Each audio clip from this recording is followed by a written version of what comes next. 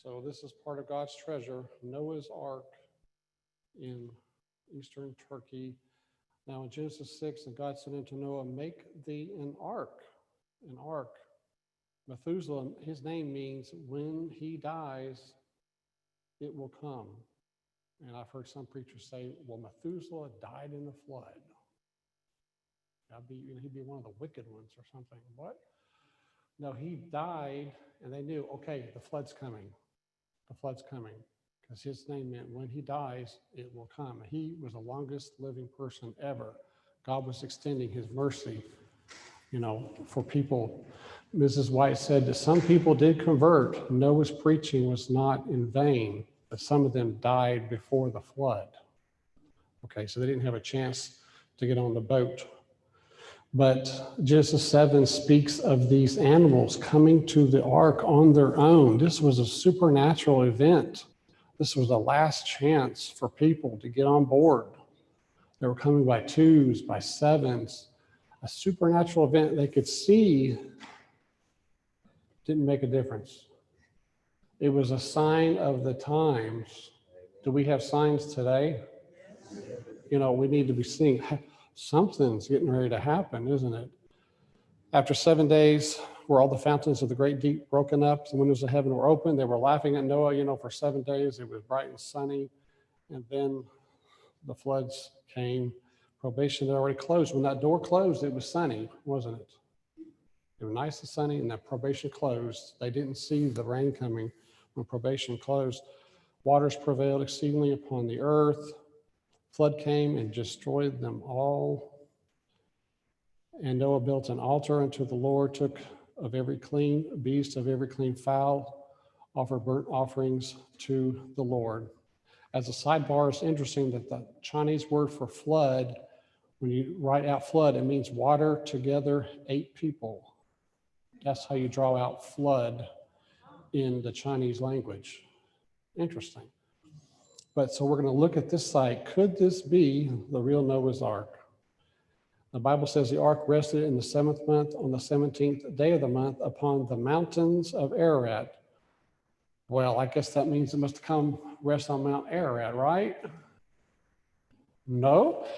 It says the ark rested upon the mountains, plural, of Ararat. What is Ararat? Ararat is the name of an ancient country. And the name of that country is Urartu. So it came to rest in the ancient country of Urartu. Now, Ararat is not specifically identified here. Ararat is a name for the ancient country of Urartu. First time I went out there in 2000, they went in 2003, I believe, Pastor Herbert. And I stayed in the Urartu Hotel. You see businesses out there with the name Urartu. And this is what Ararat is named for here in Genesis 8, mountains of Urartu. So the ark site that we're going to look at is within the mountains of the country of Urartu. This is the yellow shaded area here is the ancient country kingdom of Urartu. And the ark would come to rest in the mountains of that country. Now, Berosus, the Chaldean Babylonian said there's still some part of this ship in Armenia at the mountain of the Chaldeans, and that some people carry out pieces of the bitumen, which they take away and use chiefly as amulets for the averting of mischiefs. So people would go to Noah's Ark and bring back a chunk of it in their back pocket, and they know they got good luck, from then on. So what did Josephus say? He says, its remains are shown there by the inhabitants to this day. And yet these people want us to think it's on top of Mount Ararat, up in the ice flow, covered up. It's saying it's shown there to the inhabitants to this day, Josephus is saying. In the 1st century, he said that. So it's in a well-known location, easily accessible. The white area down here at the bottom is the top of Mount Ararat here. And the real ark site there's a mountain range here. And the ark is in that mountain range across the valley from Mount Ararat. The yellow is the border with Iran. So at the top of the mountain from the ark site is Iran. So we're down in the valley here. There's only one road through the valley. We see Mount Ararat in the background. And back this direction, behind us here, is the real Noah's Ark, or Nuhun Gemishi, Noah's boat or Noah's Ark, 5 kilometers up the mountain. They have a road winding its way up there. So if we turn around and kind of get a telephoto shot, you can see the ark here from the valley, and you can see the roof of the visitor center. And up at the top is a guard tower up there, the border with Iran. So on a map, you can see Nuhun Gemishi, Noah's Ark, right here on the map. So how did this first come to light? In 1960, there was an article that appeared where a group went out there. It was Wilbur Bishop funded it. We heard from his daughter earlier in the Ark of the Covenant segment. He funded the trip. He went out there with them. Evangelist Vandeman was with them. With It Is Written. Renee Norbergen, who wrote a book later about Ellen White, the prophet. He was with them, and a few others. Dr. Brandenburger from Ohio State University, photogrammetrist. He saw this in a photograph, and he says this has to be a man-made formation. It was first seen in 1959 in a photograph by İlhan Durapınar, a Turkish army captain. He was looking through these aerial photographs taken by U2, was it Gary Powers? And so he spotted this formation, this Turkish army captain in 1959. So this 1960 group came out. And so Brandenburger said, I have no doubt at all, this object is a ship. In my entire career, I've never seen an object like this on a stereo photo. In other words, this is not a natural formation.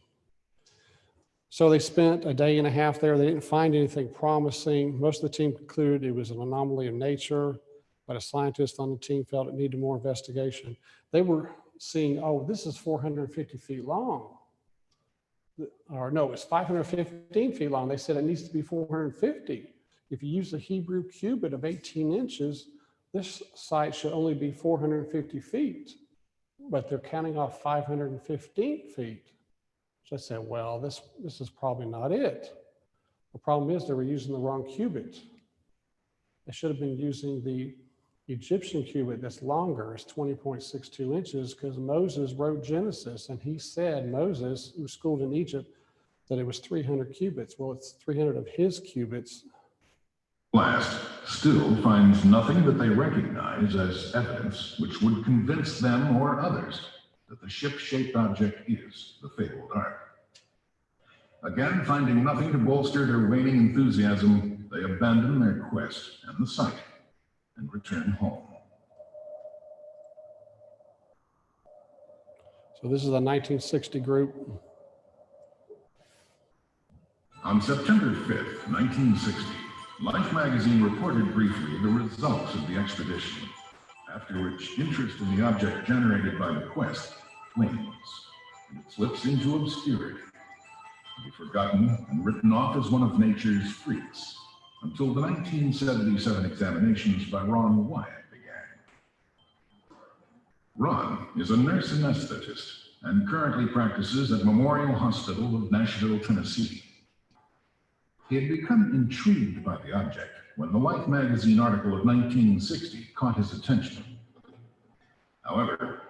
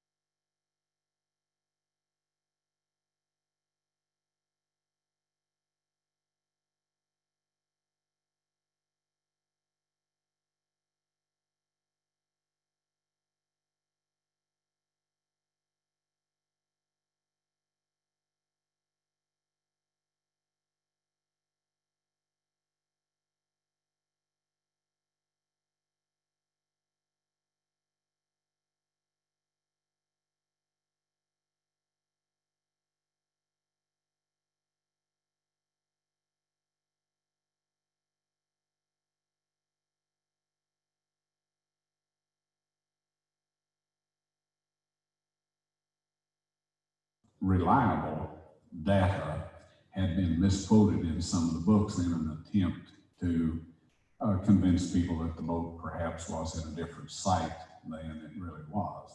And so, given all of this information and the lack of proof, we decided to look elsewhere. The sleeping volcano has been intermittently active throughout thousands of years and is also heavily glaciated. Ron can't see how a wood structure could have possibly survived on a mountain that has constantly been scoured by lava and glaciers for over 5,000 years. During his studies, he makes note of the fact that not one well-documented source states specifically that the ark came to rest precisely on Mount Ararat. However, the Bible does state in Genesis 8:4 that the ark came to rest in the mountains, that's plural, mountains of Ararat. Could it be that the ark came to rest on a smaller sister mountain of Ararat proper? Have well-intending prior expeditions searched Ararat only because it is the highest point in the area, and as a result, overlooked and neglected other possible landing sites of the ark? Point by point, Ron begins to build a case for the possibility of the ark not being on Mount Ararat proper. Due to these conclusions drawn from his extensive research, he is more intrigued than ever concerning the possibilities of the site, which was explored and summarily abandoned by the 1960 expedition. And so regarding Mount Ararat, it's actually a post-flood mountain. It's a volcanic mountain that came up after the flood. So that's one of the last places you want to look for it. But Mr. Wyatt made over 24 trips out to the Ark site. The Turkish government credited him with finding it because the site was cast aside by others, and he revived it and showed the evidence there, and they gave him credit with finding it. So in 1977, he went out there to try to relocate the site. He talked to the 1960 group, and they couldn't really tell him much about where the site was. He had 3 days in the Ark area. This was from his 2-week vacation. It was 5.5 days out there travel, 5.5 days back. And so they prayed that God would help them find it. And they were in their taxi when they prayed that they had hired. And all of a sudden their taxi stopped. It stopped running. And Ron said, "No, wait a minute. We just said that prayer, and now all of a sudden the taxi stopped." So they got out and put a pile of rocks there, and the taxi started again. Hey, Ron's sons told me, that this happened, confirming Mr. Wyatt. But so 3 times that day, the taxi stopped running, and they put a pile of stones there. So the next day, Mr. Wyatt walks out from those piles of stone. He found the remains of Noah's Ark. He found anchor stones that hung from the ark at the next pile of stones. And the third pile of stones, he found the remains of Noah's house. So God was performing miracles on Ron's first trip ever to go look for something. And before he ever went to look for anything, he was praying to God, "God, help me find something that will help someone get to heaven," before he ever set out on any first trip. So this was about souls, not about padding his pocket. So it's estimated, he spent approximately $1 million of his own money over 120 trips overseas. The length of the ark shall be 300 cubits. Moses was learned in all the wisdom of the Egyptians. So Moses writing Genesis and saying 300 cubits, the Egyptian cubit is generally recognized as having been the most ubiquitous or universal standard of linear measurement in the very ancient world. It was standardized by a royal master cubit of black granite. So this was the main cubit used worldwide, basically, the royal Egyptian cubit, 20.62 inches. So if you take 300 of those, it's 515 feet. That's the length of the formation, 515 feet. So this is major. You have a boat shape, and it happens to be the same length as stated in the Bible. Dr. Sally Barak-Tootin, he's a geologist out there that we've talked to, very similar to an ark in the dimensions. The length, the width, height are very close to the figures given in the books. He stated this on the History Channel. On the side of the ark, there are vertical rib timbers, the lighter color material. Here you can see some where they scraped the loose material off, just scraping it, and kind of showed the lighter colored material better after they did that. This is Dr. Robert Mickelson from Georgia Tech.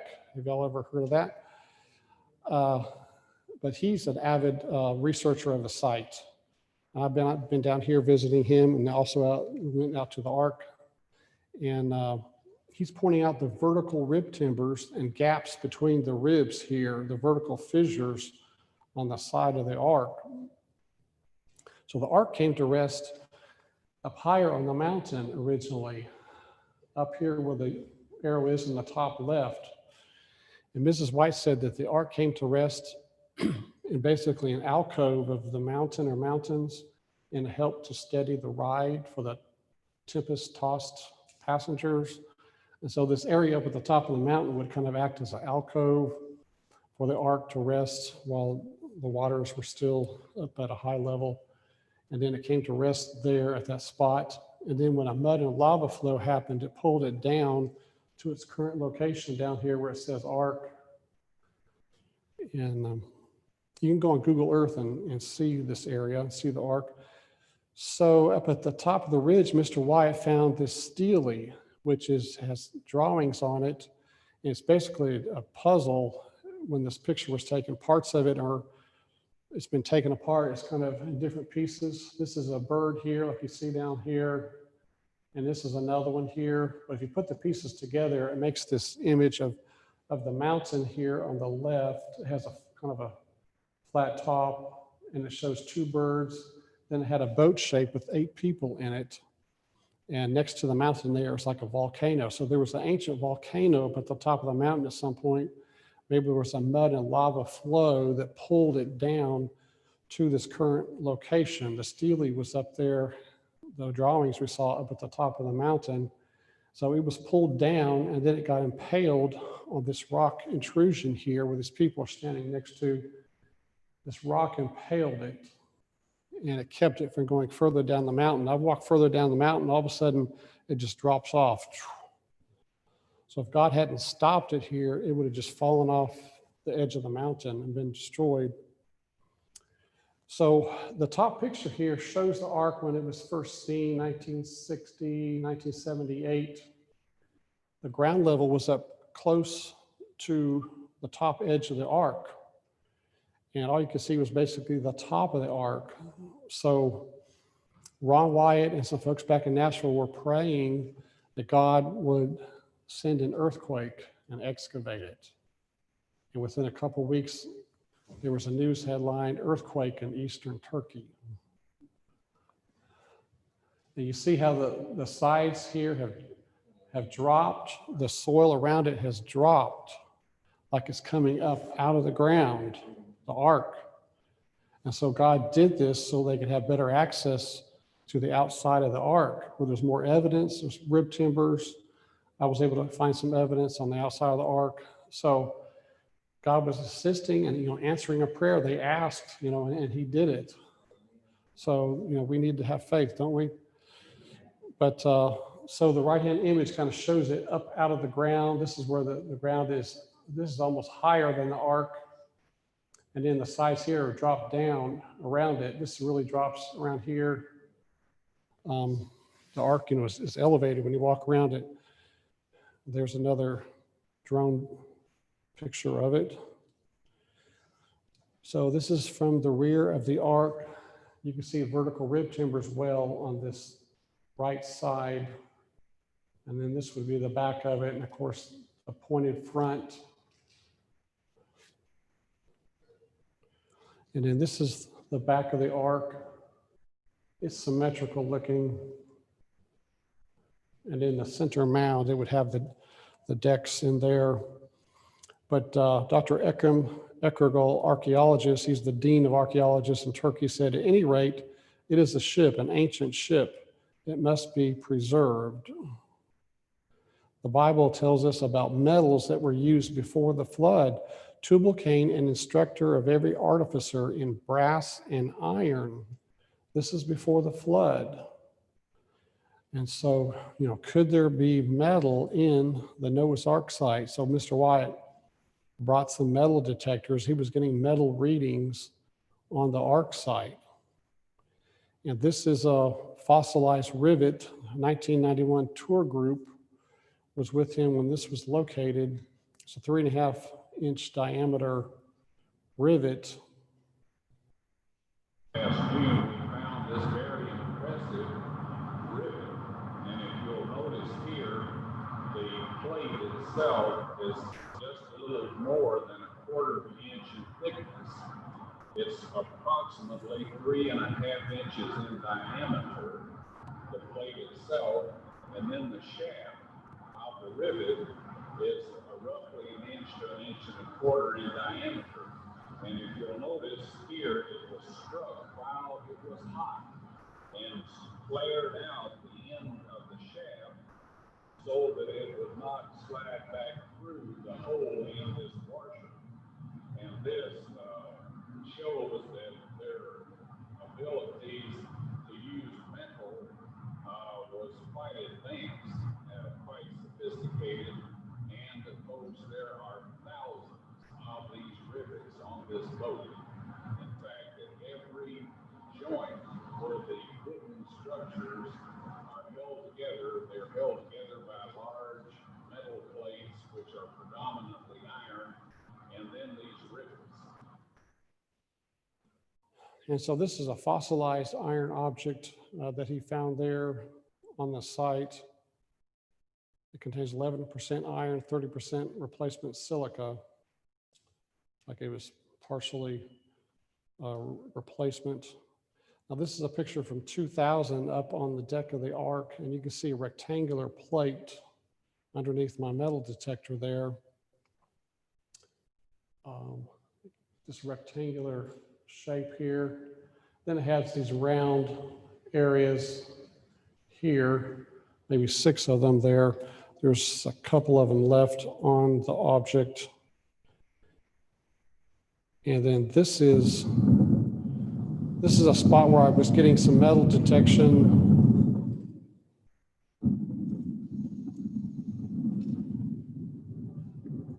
This is a crescent shape.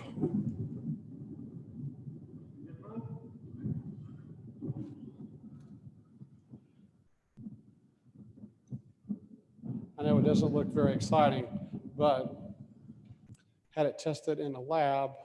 Ron had his tested also.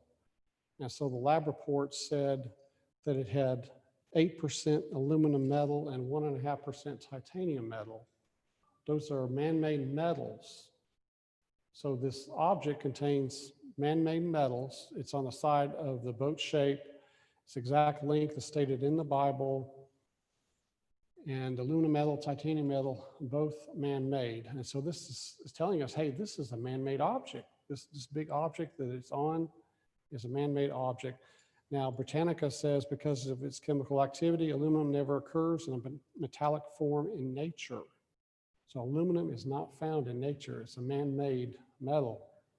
Now, on the other side of the Ark, I found another piece here in the center. It looks like it's round with a recessed center. Look to it. Circular look.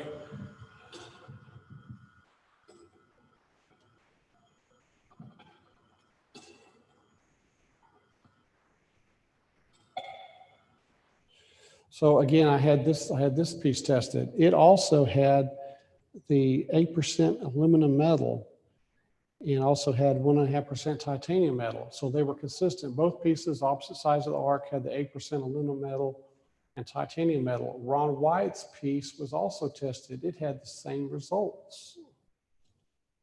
Aluminum metal, titanium metal. And so this is telling us that this site is a man-made formation. This was a piece of ballast apparently thrown into the Ark when it was warm, and different pieces pushed up against it. There's indentations around the outside of it where they threw apparently ballast in the bottom of the Ark. But this was something interesting I noticed back in 2000. I saw it on my video. It looks like a cap on top of a post, and it's got this X shape on it here. But since then, it's disappeared.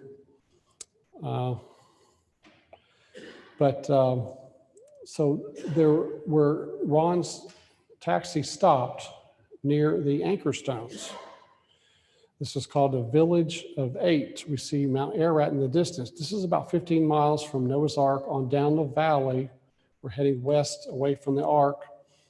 And in the village today, you can still see the remains of this ancient wall. It apparently was built to protect the village, after the flood at some point.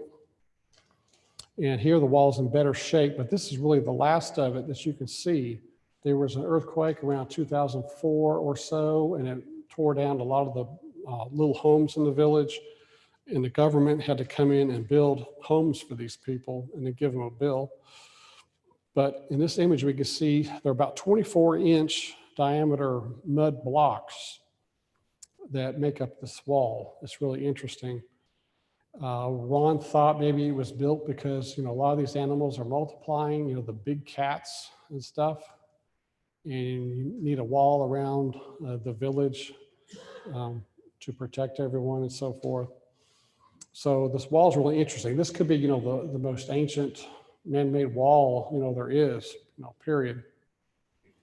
But this is a tour group in 2017. We went to Israel also. Jessalyn Johnson, who wrote the song for us, special music, it was in the video earlier. She was with the group. Now, 1987, when they were doing the visitor center grand opening, Ron Wyatt had his radar device there. And they said, why don't you demonstrate it on the Ark? And as he was demonstrating it, he said, hey, there's something under the ground here. And so the soldiers dug it up, and it was this petrified deck timber. And Mr. Wyatt was able to show that on CNN. And you can see a close-up of it here. It's in 3 layers. There's a bottom layer here and a top layer. These look like Pecky cypress. Pecky cypress has blotches, little blotches in it. And that's what this looks like. Ellen White said that the Ark was made of cypress wood, I believe. And so here's a middle layer here, the bottom layer, the upper layer, and then there's glue oozing out the end of it. So plywood, we know when it's different pieces of wood are glued together, is stronger than one solid piece of wood. And so they use this plywood effect, on the Ark. That's really interesting. So test results on it showed a high percentage of organic carbon, meaning this is once living material. This was tested at Galbraith Labs. Again, we see the different layers, top, middle, bottom layer.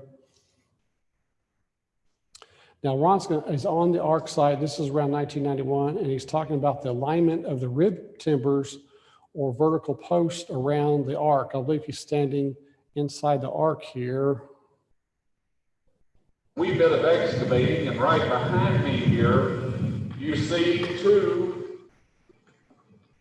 deck support timbers, our deck timbers. Now, these you will see another one, and it's only indicated by the difference in color of the site.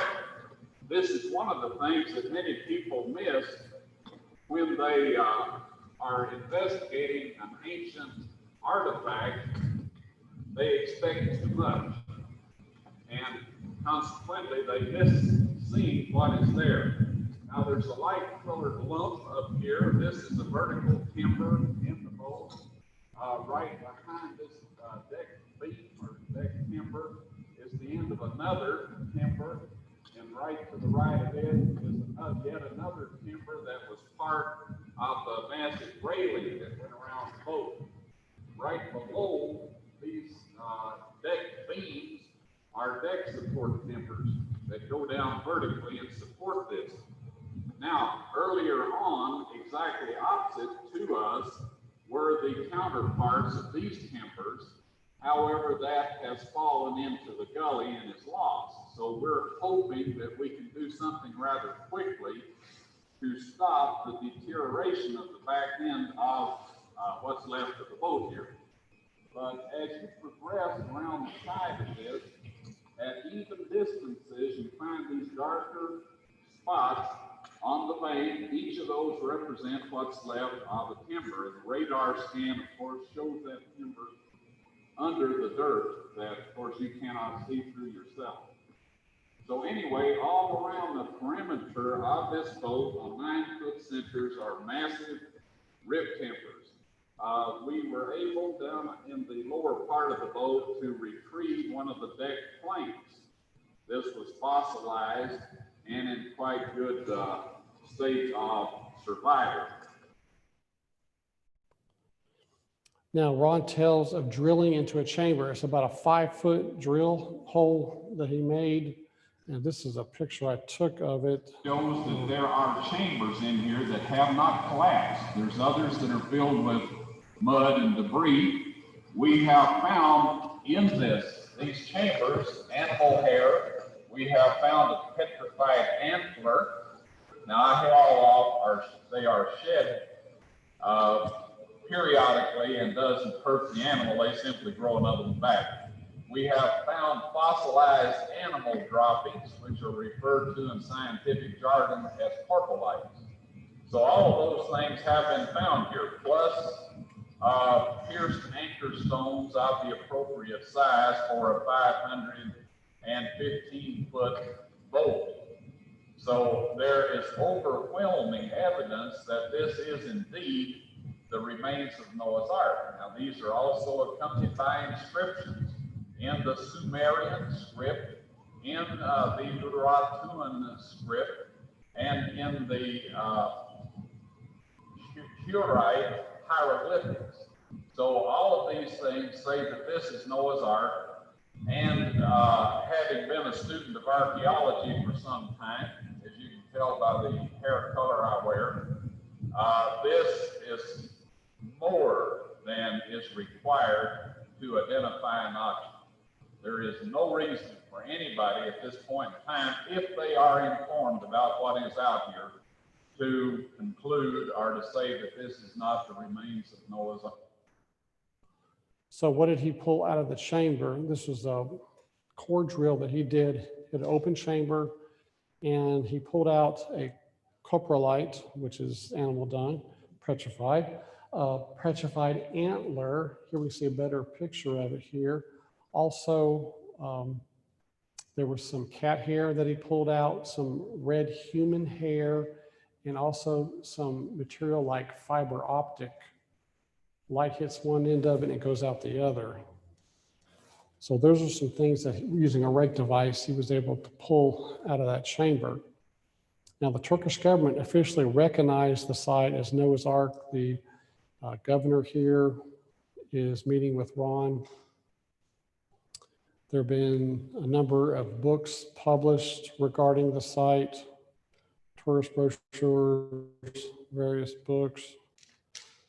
So the government built a visitor center there. It's been open for over 30 years. And you can see displays inside and so forth. In 2000, I brought this newspaper article from the Knoxville newspaper that had this gentleman's picture in there with the ark in the background. So I brought him a laminated copy of it. Hassan Ozer at the visitor center. I guess you met him there, didn't you, Pastor Herbert? And so this is the visitor center looking out the back. You can look over to Lesser Ararat in the middle there, Greater Ararat to the left. It's a really beautiful place to take pictures. They have since renovated it. This is a more recent photograph. The ark is over to the right and down below some. This is just to the right of the visitor center. The sign says Nuhin Gemishi, Noah's Ark. And you can see the ark formation there in the background. So, and again, this is a picture from the rear. I believe it was my 2018 trip. This news group was out there from Iran, and I was able to tell them about the ark site. I had some pictures with me and so forth, and they were able to present that on their program. We saw the program later. So now up above the ark, this ridge up there in the Epic of Gilgamesh, it speaks of the wall of heaven above the ark. And so Dr. Mickelson from Georgia Tech here, he believes that that is the wall of heaven up there, that ridge. We were able to get up there. It's really hard to get up there because the guard stations up there, they'll arrest you if you try to go up there, but we sensed that they were vacant and went up, and there's some remains here of like some square looking foundations.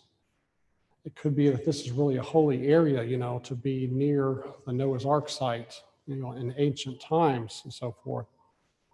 And beautiful view. Dr. Mickelson found some buried pots up there near the wall of heaven, and it contained human remains. That's a picture of him there. And they were shortly afterward arrested, but taken into town. So this is Jerry Bowen with anchorstone.com up at the very prow of the ark, the front there. And down below is the valley that extends toward the village of 8. But this is a nice, that we're going to head to shortly, but this is kind of a nice still shot of the ark site. This is the front up here, visitor center back here, and the back of the ark. This is a 1960 dynamite hole, quick excavation. And in the edge of it there. So now we're heading over to the village of 8. This would be the first village the first people lived at after the flood, village of 8. Arzep is the name for it in the Armenian spelling. The Turks call it Siglaksulu. And here you can see some stones with crosses on them. So this one will have a close-up picture of it. But the Christians associated these with the biblical story.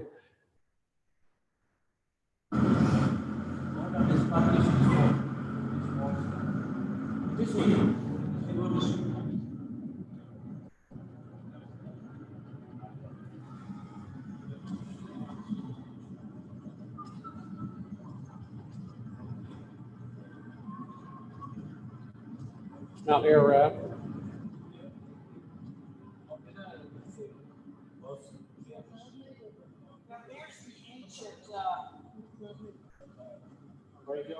Graveyard right in front of us now. There's a couple of anchor stones in there. There it is. So this is a big anchor stone that hung off the ark. Over there. So this is basically the nicest one that you see. These would have been hung off the ark to help keep the front pointed into the oncoming waves. This is part of God's design. Ropes would have gone through the hole in the top, would have been lifted while in water, so it'd be, you know, lighter weight, so to speak. And this is Ron standing next to it, Randy Osborne next to him there. And of course, that's a good spot to get your picture taken where Ron was standing. But you can see Mount Ararat in the background. You can see the hole that was drilled out basically, you know, before the flood. The rope is pulled through, a knot is formed, and then the rope is tied to the ark. And I imagine the rope actually went inside where they could cut it at the appropriate time. They could cut the rope and the stones would drop off. They dropped off a number of these. There's like 13 in the area. And then there's crosses on these anchor stones because they're associated with a biblical story. Here you can see inside a drilled out hole. Some could have been attached to the sides of the ark, basically to help stabilize it. We don't know exactly how they were used, but Dr. Mickelson said the Epic of Gilgamesh makes reference to you can't cross the waters without the stone things. What are they talking about? They're talking about the sea anchors. He stated this on the History Channel. Now he gives a 3-hour presentation on the ark. Would you like that?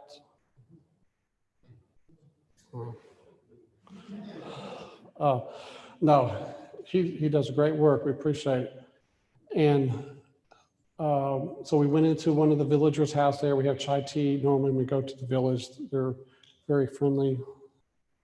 And this is one without any crosses on it and so forth. but it has the hole through it. It's near the others. And let's see, this is one up on top of a hill. I don't know if you saw this, Pastor. The right side's been broken off here where the hole was, but this has a lot of nice cross carvings on it, Byzantine style. It's very ornate. It's up on the top of the hill, like I said. You can see the village of 8 off in the distance. This is another one here with the crosses on it. So this would be Christians, you know, after the flood, after the time of Christ, putting these crosses on the stones. Now this one tells a story, so to speak. You have the large one in the center, that's Noah. The second largest is Mrs. Noah. Then you have the 3 sons. Next to them are the wives of the sons. So this has 8 crosses for the 8 people that came off the ark. So it's pretty interesting. Now further out in the countryside, we saw this one. It's got a nice hole drilled through it. It's very large stone. Yeah, no crosses on this. You know, drilled really nice through it there. And this is one back in the village. It's got some ancient Armenian writing at the top there. Now in Israel, along Caesarea at the Mediterranean, you can see smaller drug stones that would have been hung from smaller boats used there in the Mediterranean. They got holes drilled through them also. Now out in the countryside is a large stone. It looks like bark, but it has 7 crosses on it. We're going to take a look at it here. This is our 2000 group. And the village is right down there to the left. It's got trees. As far as we know, there's nothing else like this anywhere. Nobody's ever. No, my goodness. It's got crosses that are very faintly carved on it. You got a big one here. You got a small one right there. One here. One here. They're harder to see. And this is petrified wood? Well, Ron said he thought it was petrified tree bark. Right. You look at you ever see, it looks like a little bit like pine bark. It sounds like metal. This isn't an anchor stone. Oh. This was just like something that was on the ark, right? Well, Ron theorized that this might have been the or part of the cover. Remember, at one point it says, and Noah came out of the ark and he took the cover off, or he threw the cover off. And of course, that's just speculation. We don't have a way of knowing that this is a rather unique thing. It has the appearance and the texture of some kind of a bark, but it is stone. That is the cross. Right? That is the cross. It has a very hollow sound. Very hollow. It sounds like metal. But it's just, it's just that's its harmonic root. Yeah, my root. Right. Yeah. But not many stones do that. Now, if you look at it from the side, it's extremely.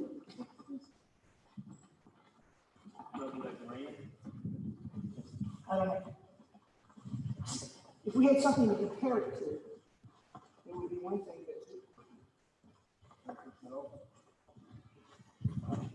I showed a picture of it to somebody at the Mineral Museum, and they had no idea what it was. Now, when he first went there, Ron, in 1977, the remains of what he thought was Noah's house. Some of the walls were partially standing. This is a still image. Most of their photos were stolen by these folks that broke down their door at the hotel. They had to crawl out bed sheets out the window tied together to get away from these guys. But today, this is what it looks like now. The walls have all been torn down, and there's just clumps of rocks around the site there. The locals had heard that treasure had been found up here, so they came up here and just destroyed the walls, sadly. But this was an image Ron took in 1977 of Mrs. Noah's tombstone. So this was how he associated that building with Noah and his wife. On the tombstone was an image similar to this. This is a representation. There was a rainbow. There was a boat shape on a wave. There were 8 people coming out from the ark, and the second most important person had their head down and their eyes closed, which represented Mrs. Noah. And so some grave robbers came out there after Ron had pointed the site out to an American. He hired some locals, $400 to dig up her grave. And I was standing there in 2009 with Ross Patterson from New Zealand. I said, I bet you can still find something here. He looked down. Next to my foot was this nail, apparently from her coffin. It's got 3 spines running up and down it. It's tapered. It's designed to be hammered into pre-drilled holes in a stone sarcophagus like what she had. So her sarcophagus, Ron's going to tell about it here, about what was found there at the site. It's really amazing. What appears to have been Noah's home at some point after he left the ark. Right off in this area were 2 grave markers, and we have those on film at home. I took them in 1977. Now, we made a little booklet and made sketches of all these things. And one of the people, a real good Christian, and if you didn't believe it, just ask him. You met those kind of folks? When I meet them anymore, they don't get anything. But at that time, I was rather naive, so I gave him one of these books. Well, I was going to bring the group out here in 1984 and show them this. We got down to another village where there was some old millstones, and I showed them that first. While I was showing them that, I saw this guy off with my sketch of the grave markers, showing them to one of the villagers to see if he knew where they were located. At that point in time, I decided that we didn't have time to get out here to see this place. But he persisted, and finally he found somebody that knew where this was, paid him $400 to dig up Mrs. Noah's grave. And again, I have the description of the people that interrogated the guy that dug it up, and some of the folks that saw it, as it migrated westward and was eventually sold for over $100 million on the black market in Istanbul. Now, that's a pretty impressive sum of money for jewelry. I was told that she had a head dressing of some sort that was made of gold, necklaces, bracelets, but the main thing that she had was some sort of a large bodice that was solid gold and encrusted with many gemstones. And as it turns out, like I said, up on the mountain, the only way you're going to get to see that is if you get to heaven, and I assume we'll get a replay of all of it. But they dug this grave up, and if you want to walk over and look, you'll see it's quite a long grave. There was a sarcophagus appeared in Ankara about that time that was 18 feet in length. And so anyway, it appears that they missed Noah's grave, which is in this area. And as you see, we have our guests back with us again watching to see what we might show interest in. So we're not going to show interest in anything they can carry off and sell to somebody. But when we get started excavating out here, one of the things I hope to do is just come back and excavate this grave of Noah. I doubt seriously that he will have the type jewelry that was on his wife, but at least we'll get to see what size he was and perhaps see something from his period of time that might have been buried with him. Now, when they apparently got word back that this thing had sold for that much money, they came out here and systematically destroyed I first saw it in 1977, it was pretty much intact except for the roof, And ancient buildings usually have lost their roofs if somebody hadn't lived in them recently. Now then, if you want to go with us up to this large stone right in the saddle of the valley there, that appears to have been an altar. And from that point, you can see the system of fences here that appears to have been a system of corrals and pens. And we were told that Noah became a husbandman. And of course, there's cattle husbandry. And it's specifically mentioned that he planted some grapes or a vineyard. So these are some of the gentlemen I'm working with out there in Turkey. Ahmet on the right, he's the only government archaeologist in the area, and then my guide in the center, and then the archaeologist assistant on the left. You see Ataturk's picture up there on the wall. We were talking about this site for a couple hours in his office, and I've got someone else helping me that has contacts in Ankara and Istanbul. Anyway, I'm heading back out there in a few weeks. But here you can see the remains of the fences he's talking about extending out here. And they go out back the other direction. Also, he practiced husbandry after the flood, including animal husbandry, like Ron was saying. This is the altar up behind his house. You walk up the hill, worship was conducted a lot of times in ancient times up in high places. You can see the village of 8 in the distance there, where the sea anchor stones were, a lot of them that we saw. So that was the village of 8. Noah had his own house kind of out here overlooking that village of 8. And so this large altar is about 10 feet tall approximately. And so this would have been, yay high on Noah as he's standing there, 16, 17 feet tall. So getting his sarcophagus opened up, Ron said, what could be there in there with him? So we've detected a couple different things related to him, and we're hoping someday, that could be a testimony to the world. Is there an ark in there with him? One of his grandsons made, a model of Noah's Ark. Is there a scroll in there? It's like a time capsule.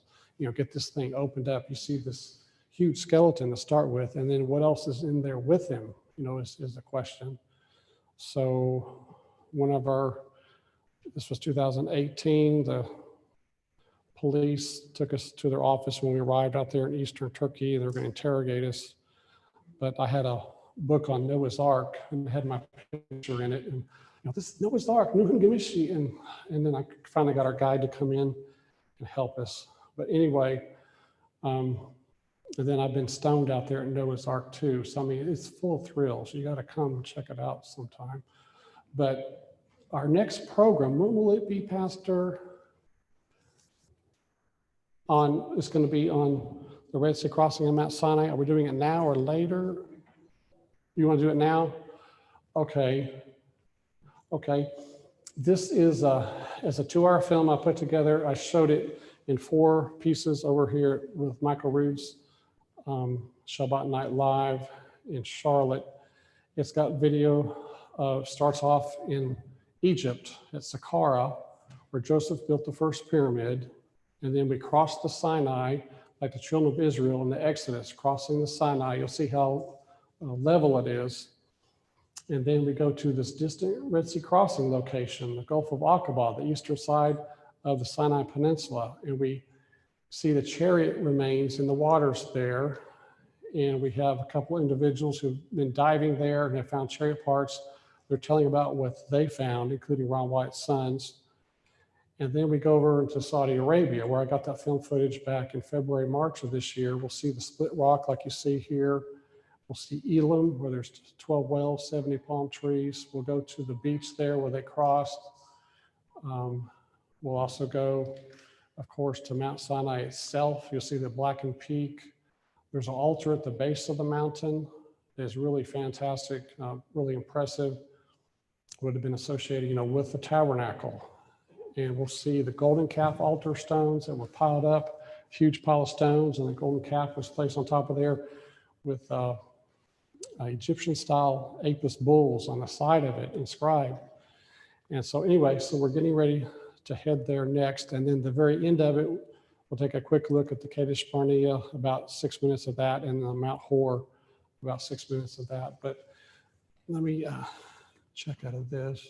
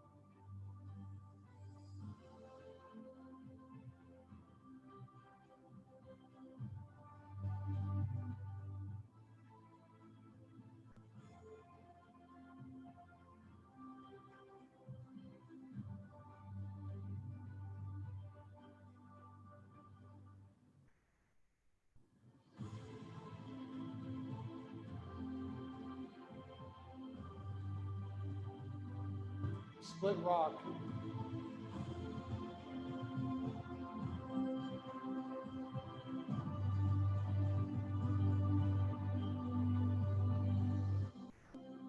The golden calf altar. Mount Sinai in the background in the distance.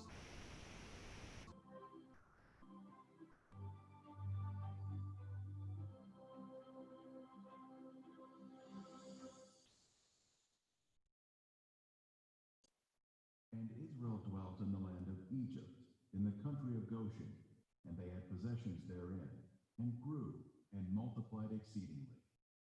And Jacob lived in the land of Egypt 17 years. So the whole age of Jacob was 147 years. And so we're going to take a look at this area in Cairo on the far left where the white dot is.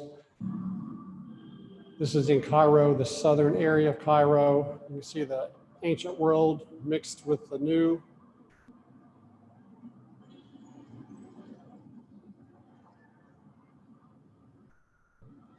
And they're threatening to throw a shoe at me here. It's fun to travel, I tell you. And from here, you can look south and you can see the big pyramids at Giza. They get all the attention, but these were more modern pyramids. We want to take a look at the oldest pyramid, the first pyramid that Joseph built. We're heading south. We can still see Giza on our right, the big, giant, great pyramid. They had to try to outdo each other, didn't they? And so along the way, we see the bent pyramid. They had to change the angle of it part way up. Uh-oh, made a mistake. And so now we're down at the pyramid that Joseph built. Today it's called the Step Pyramid, but originally it had a smooth veneer. We'll see more of that later. But this is the site we're heading to. Now near there is called the Imhotep Museum. Now this, we think Imhotep was Joseph. Ron Wyatt thought that. In the museum there, you see these people starving, Egyptians starving. Why would they be starving? On a granite boulder above the Nile's first cataract, the formidable rapids at Aswan, a sculptor who lived much later chiseled out in hieroglyphs the story of how Imhotep had even saved his country from famine. The annual Nile flood, which inundated surrounding fields every autumn before farmers sowed their seed, failed 7 years in a row. Zoser asked Imhotep where the source of the river lay. The pharaoh intended to travel there to interrogate the river gods and beg them to show mercy on his people. But Imhotep replied that sacred books had given him the answer. The floods returned, and the famine was over. In about 1200 BC, fully 1400 years after his death, Imhotep, the genius architect of Zoser's reign, was deified by the Egyptians, who built cult temples to honor him. So again, this is the stone that has these writings on it saying that Imhotep saved his people from a 7-year famine. Sounds like Joseph. And so this is Imhotep here in the center. A picture I took in Israel at the museum there. It says Imhotep, architect of the step pyramid at Saqqara.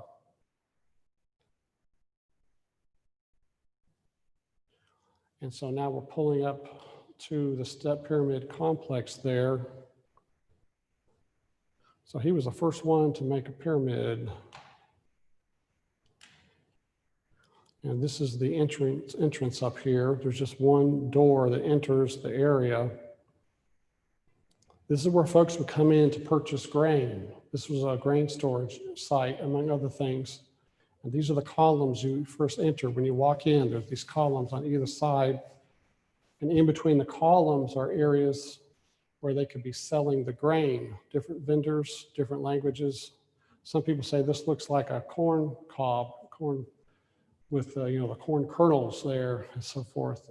Corn may have been the main commodity that they grew there. Here you can see the walkway down the center. And of course, this made Egypt very rich. All this money coming in, the only ones with grain for hundreds of miles, thousands. And so I had this gentleman stand there. You can see there's plenty of room to operate in here if you're selling the grain. And so when you step out back of this complex, there is the pyramid, the step pyramid. So it's got bricks underneath it, and they put this limestone veneer over top of it. Now, what's interesting here is there's these vertical underground grain silos. There's multiple vertical grain silos here. The grain was thrown down in here. Of course, a roof was put over top of it, but they would all exit a central point, all of these grain silos. So there's one point at the bottom of the stairway here, all the grain would come out from the many different grain silos. And so they would bring the grain up the stairs here in sacks of grain. Of course, it would be sold. Now, the Egyptians say those grain silos are tombs. I mean, everything to them is a tomb. That's a tomb, that's a tomb, that's a tomb. Broken record. But so this is the stairway. They would bring the grain up to the top. And this was part of Joseph's plan. Now, at Thebes in Egypt, there's another image of grain being brought up the stairs and being counted and so forth. So that could have been another area where the grain was stored. You see more pyramids in the distance.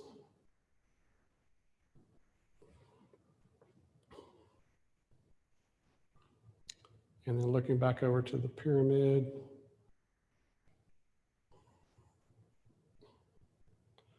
But as we're getting closer here, you see more definition. So Joseph was skilled in many different areas. He was also like a type of doctor. They even mentioned that he made stone vases.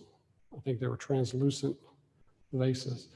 Here you can see the stone veneer at the bottom. This would have gone all the way up the pyramid, but it was stolen.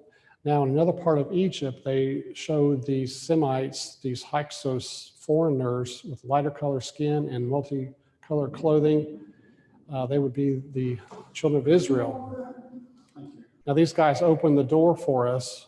We didn't know if they were going to lock it on us, but we went into this tomb. It was a tomb there at Saqqara, and they showed us an interesting drawing that we're going to see later in Saudi Arabia. That's the Apis bull. This is what the children of Israel inscribed over in Saudi Arabia when they were dancing around the golden calf. So they picked up this this Apis god. They picked it up and took it over there. So there's two big crossing areas. There's site A that's right there next to Egypt that is not the correct, but site B is where we're going to travel to. Josephus said they traveled 7 days. So you've got to be at a distant location where they're traveling as fast as they can. And that's the place we're headed to. They traveled for several days. So Josephus said 7 days. They were out of Egypt when they got there. So it's got to be a distant location, and mountains obstructed their travel. We're going to see evidence of that. And they said unto Moses, because there were no graves in Egypt, hast thou taken us away to die in the wilderness? Wherefore hast thou dealt thus with us, to carry us forth out of Egypt? So when they got to the crossing site, they were out of Egypt. Site A, you're not out of Egypt. You're to the west of A here on the other side of the water. You're still in Egypt. You got to be out of Egypt. God led them not through the way of the land of the Philistines, although that was near. For God said, lest peradventure the people repent when they see war, and they return to Egypt. So the way of the Philistines is up here at the top. It was the direct route out of Egypt over to Canaan, near the Mediterranean, but they didn't go that way. And King Solomon made a navy of ships in Ezion-Geber, which is beside Elim, on the shore of the Red Sea, in the land of Edom. And so here at the northern tip of the Gulf of Aqaba, you see Elat. That's ancient Elath, and it's described as being on the Red Sea. The Red Sea there is called Yam Suf. That's the same Red Sea mentioned in Exodus 13, the Red Sea. And so we're here at southern Israel. We're there at Elat. This is a Sabbath evening, looking out over the water of the biblical Red Sea or Gulf of Aqaba. It's a pretty evening there. So this is where Solomon had his seaport, just 50 miles from the crossing site. So the crossing site's over here on the right, but they started out at Ramses up here at the top left and immediately crossed the canals there and started at Succoth as a big group. They went out with a high hand. They went out in ranks and took off as fast as they could. Now we're going underneath the Suez Canal right here. The hotel owner at Nueva, Egypt, he has a house in Cairo also. And anyway, we paid him to drive us across the Sinai. And so we're going underneath the Suez Canal. It's over a mile in length, this tunnel. And I've cut it short here, but so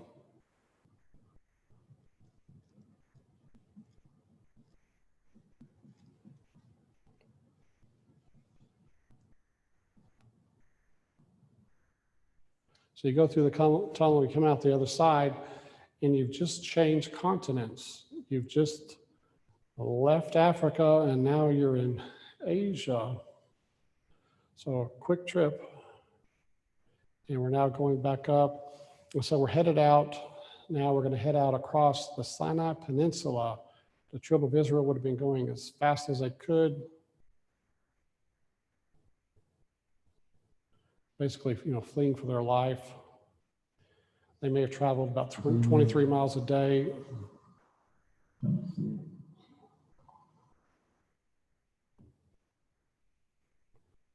And so again, here you can see how level it is here. So this is an approximate route taken across the Sinai, then they turn south. And then they're near end there, the dark brown is where they encounter mountains here that we're going to go through. Ye have seen what I did unto the Egyptians, and how I bare you on eagle's wings, and brought you unto myself. So God took them out on eagle's wings, which means they're soaring through the Sinai.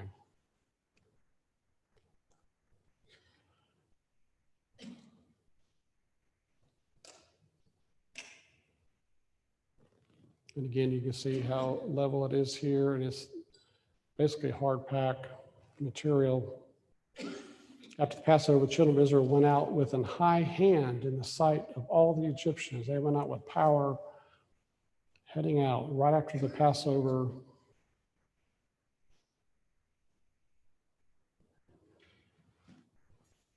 So different areas here, we're getting a view of what the terrain looks like. They that wait upon the Lord shall renew their strength. They shall mount up with wings as eagles. More eagle's wings here, heading out across. Now we're heading south. This is the area after they've turned south. And Pharaoh understood at this point that they were fleeing. They weren't just going to go out for a few days and come back.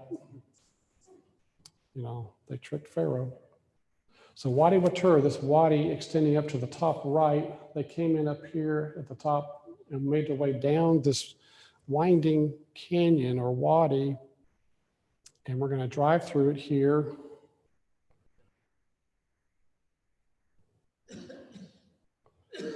And so this is going to get more and more narrow. So they would have to have kind of picked up their speed in the narrow area. It's rather wide here. But I'm sure some of them realize when you get to the end of this, it's basically a dead end because you come out on a beach where you can't go north or south. So they're winding their way here. You can already see it's getting more and more narrow, constricted.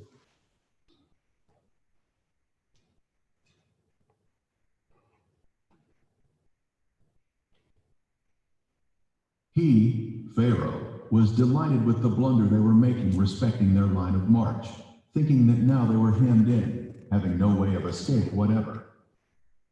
So Philo said that, they were hemmed in, that they had made a blunder.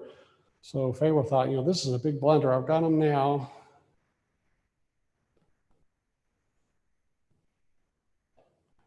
And I imagine, Moses is probably thinking, what are we going to do? But he's probably thinking, God's going to do something. What is he going to do at the end? So here it's getting even more narrow.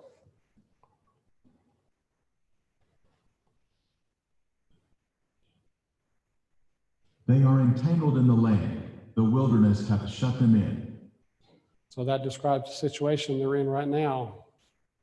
Entangled. So you don't have this over in Egypt. If you're going to cross right there immediately in Egypt, it has to be a distant location. And look how tall the mountains are here. You can't crawl over that.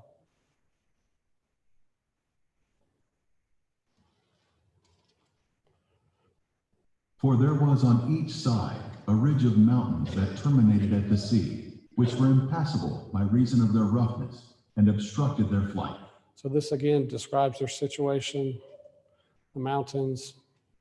And so we're getting near the end of the wadi. We're getting ready to approach the water finally for the crossing. So this is near the end of the Wadi Watur. It's been washed out recently here.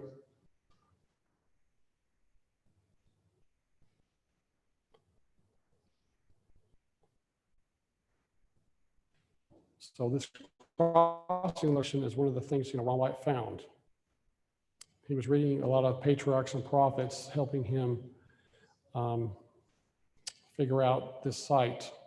And they were exiting the mountains. Ellen White said the mountains to the south obstructed their flight. And that's one thing he looked for. At the south end of the beach, they found this column we're going to see. So we're looking out across the beach, and we see in the distance the Red Sea or Gulf of Aqaba. They've come out of the wadi. The beach is 5 miles long, 3 miles across. 15 square miles of beach here is huge. It juts out. There's a lot of hotels and buildings there today.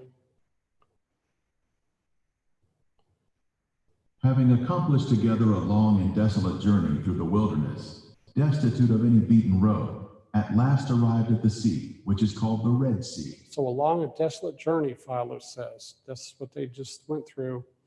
So there we see the mouth of the Wadi Watur. Speak unto the children of Israel, that they turn and encamp before Pi-hahiroth, between Migdol and the sea, over against Baal-zephon. Before it shall ye encamp by the sea. So Pi-hahiroth here, that means mouth of the hole or canyon. So this is the mouth of the canyon here that they came out of. They encamped before this. This is the biblical Pi-hahiroth.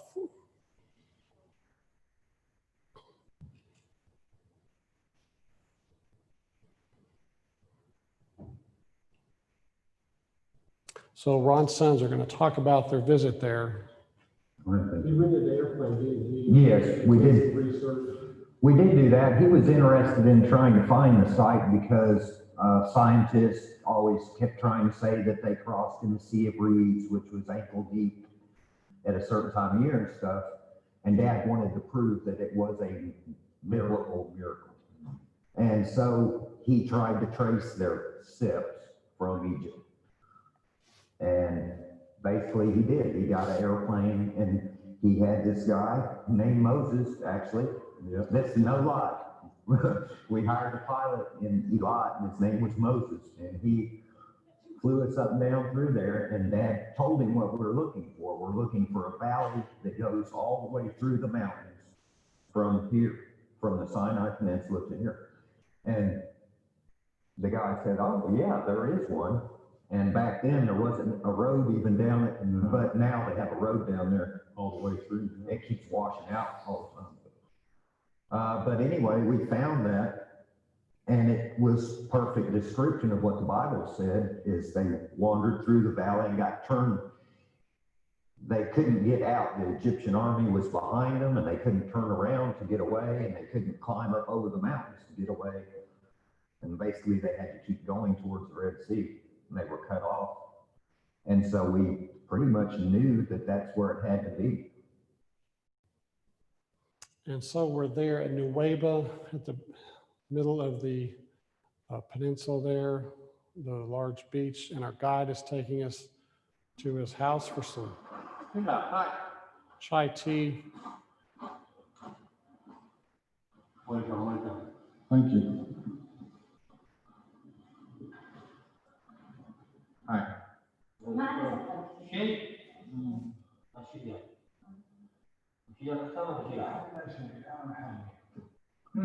No, I'm fine. No.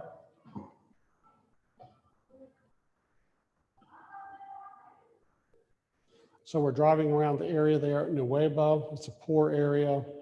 There's very few tourists these days. ISIS came into the Sinai Peninsula, shut down a lot of tourism. So there's a lot of military checkpoints you got to go through to get to Nuweiba these days.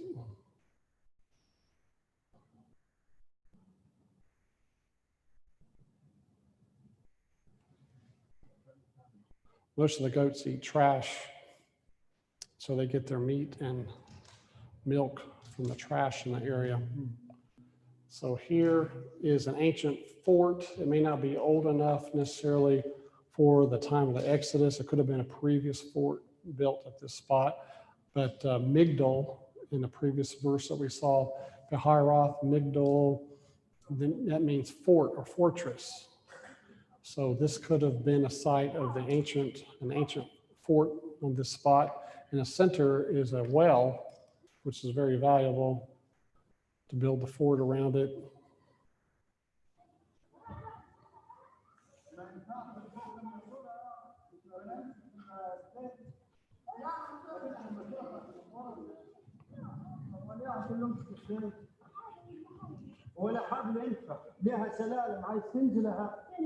You can see water on the bottom of it.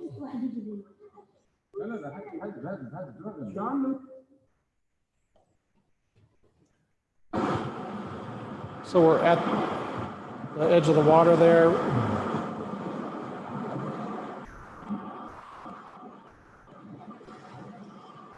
Sunrise, Saudi Arabia in the distance. The land of Midian, Mount Sinai.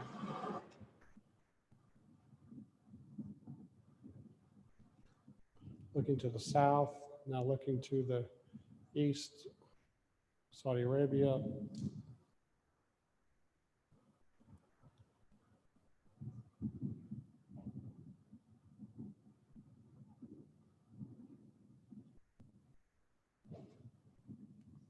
And then looking up to the north, up toward Israel, about 50 miles up the road.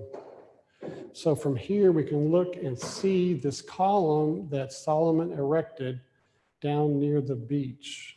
That's where they first found it, the Wyatt. Well, the first day you went down to the beach, tell us what you saw. We found the column laying there. I think Danny's the one who noticed that. It was laying on the beach.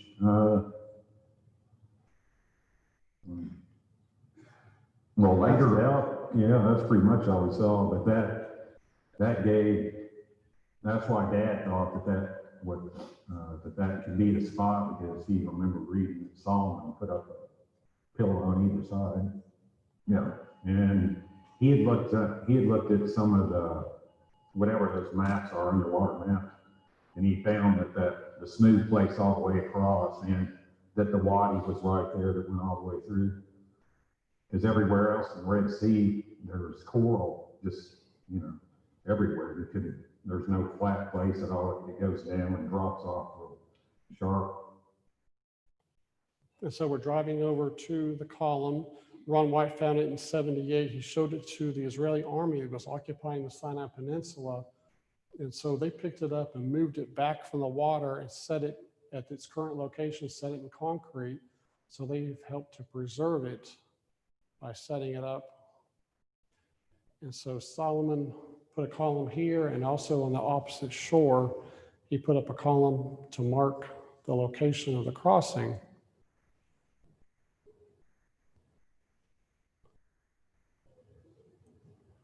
And so in 85, he was able to see the column on the other side. It had the Hebrew inscriptions on it, stating Pharaoh, Mizraim, which means Egypt, death, Moses, Solomon, water. And so, Ron felt like these were set up to commemorate the Red Sea crossing event. And after the one was found in 85, the Saudi authorities cut it down and hauled it off. It's gone. Now this one, the writing on this one, it's been either chiseled out or eroded away. The back side of it, of the column, is eroded away or chiseled out. And so you don't see any writing on this one. It's a red granite 16-foot column standing there. So this is significant. And where it was down at the water, to the right here, is where they went scuba diving, the Wyatt sons and Ron. Over here to the right. And they used that as a marker where the column was to start looking for artifacts. Could there be something left? So we're driving down to the beach. Thankfully, this area is not all built up.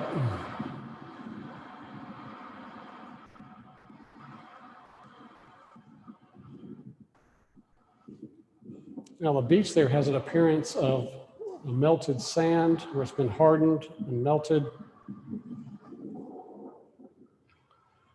Could the pillar of fire stood here for a great distance and melted the sand? So all these rocks here are fused together.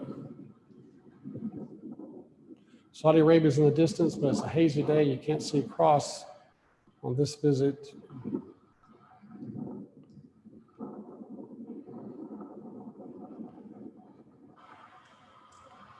Now here you can see across. The water is rather calm.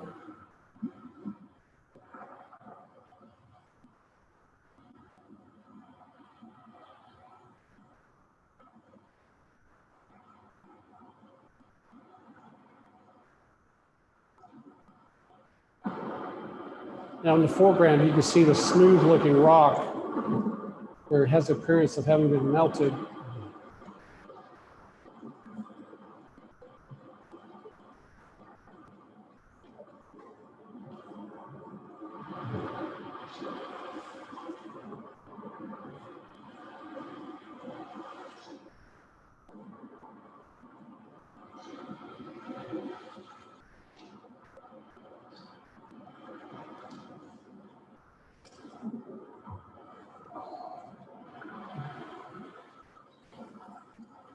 You can see this looks smooth. This is hard and smooth. That rock is just enveloped in this.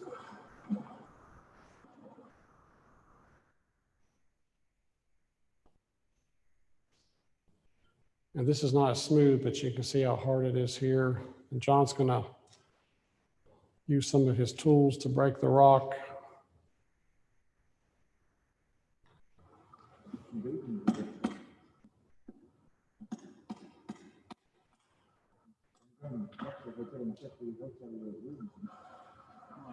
See, it's smooth on top, and the native rock is fused together. Like sometimes we would go and we'd be gone 3 weeks over there. And so we would, you know, first we did the airplane, and then we got, like Dad had an old 8mm camera.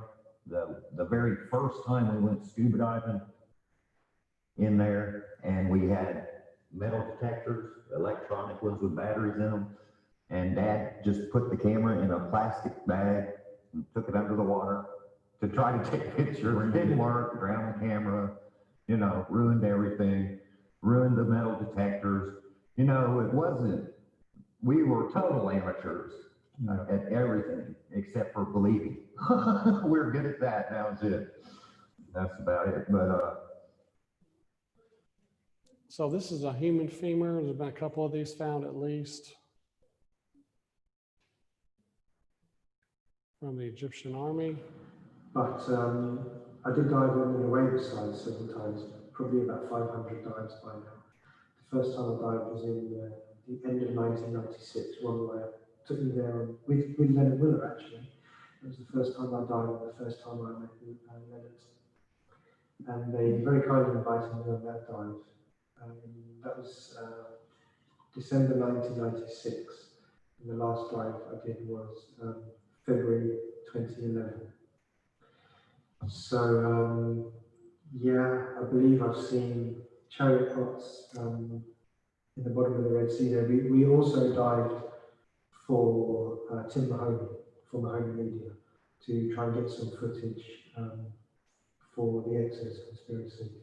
And I dived with Ross Patterson several times, and Andrew Ross, both from Australia, New Zealand. So there's been a lot of diving on the Nueva side, on the Egyptian side, and we've taken pictures of chariot wheels, and I remember diving with Dr. Nerida Titchener. I think that was the 1996 dive actually, and I was her buddy at the time, and she picked up it looked like a bone. She's a medical doctor, so maybe that helps to identify body parts and bones and that sort of thing. So she picked that up, and Leonard Muller took that bone to the Department of Osteology at his university in Sweden, and they did identify it. They did identify it as a male right side femur, I think, and they tried to date it as best they could and gave the dimensions of the male that it would have belonged to and so forth. So there's human remains there. And this is a horse's hoof that's been pulled out of the water and has shrunk up since it's been drying out.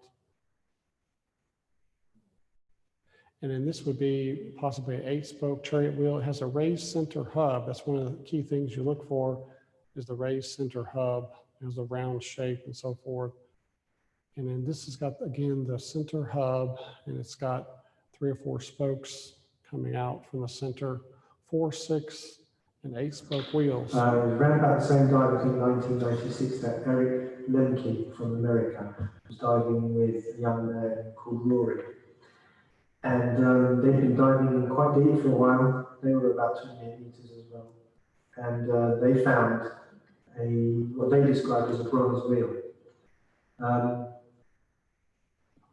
Now, because they'd been diving a while, they were getting low on air when they found the wheel. And 28 meters is too deep to start getting low on air, getting into an emergency situation. But anyway, you know, just diving for days and days, and finally find a wheel. They said it didn't have much coral on it at all. You could just see it sitting there. So I think Rory tried to grab hold of it and tugged it a bit, because this is kind of cemented in behind the coral, all the coral goes around it. And it wouldn't tug, but as he was tugging, he was, of course, breathing heavier and using up more and more of his air. And I guess they were so excited they were keeping an eye on it. And so eventually he ran out of air at 28 meters. And, the story goes that he looked at Eric, his buddy, and panicked in his eyes and grabbed the regulator, put it in his mouth. So Eric had to grab his spare regulator and breathe off that. And then they ascended to the surface safely. But there's an eyewitness account of a bronze wheel down there. I think they said there's a Pittsburgh bronze wheel, but they didn't manage to get photographs. This is a photo Mr. Wyatt took. You can see a rib cage in the top left and possibly part of a hand next to the rib cage. This is a photo Bill Fry took on looks like a wheel on an axle standing vertically. It's got the raised center hub and the spokes coming out from that.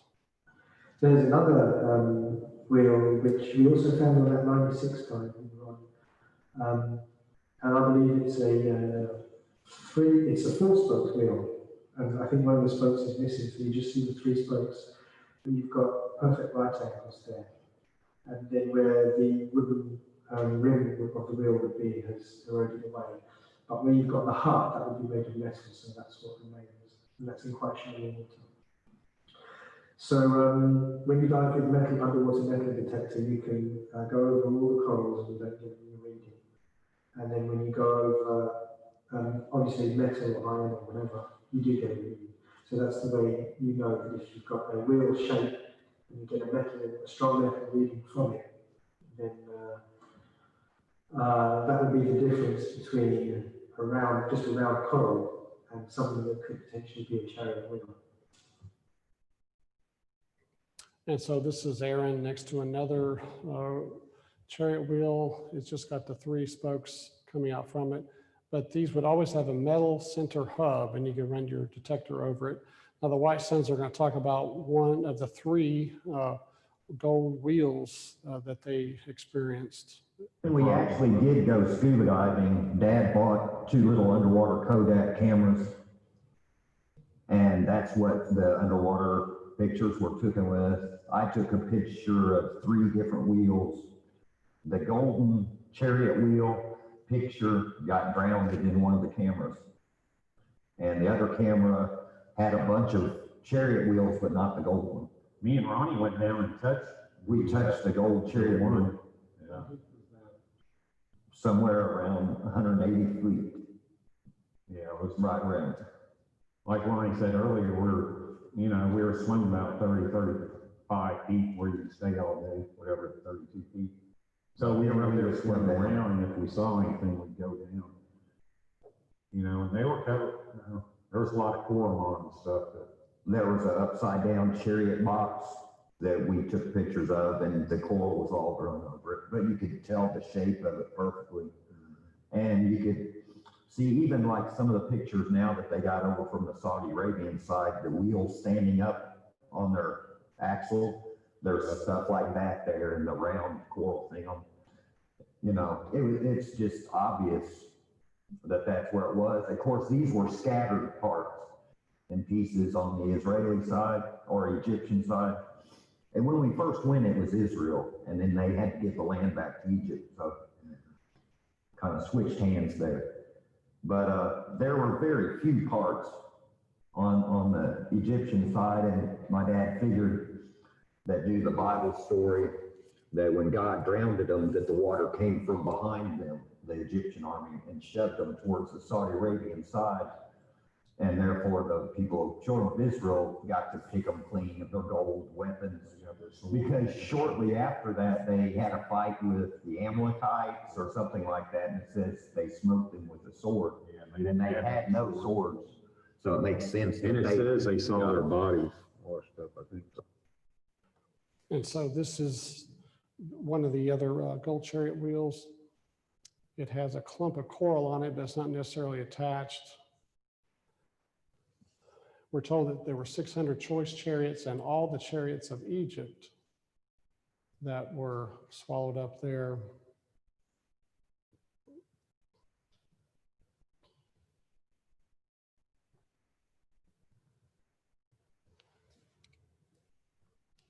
And so anyway, in 2009, I rented a boat and I brought a Rove, remote operational vehicle. Had a 100-foot tether, and we were going to send it down and see if we could see anything down there.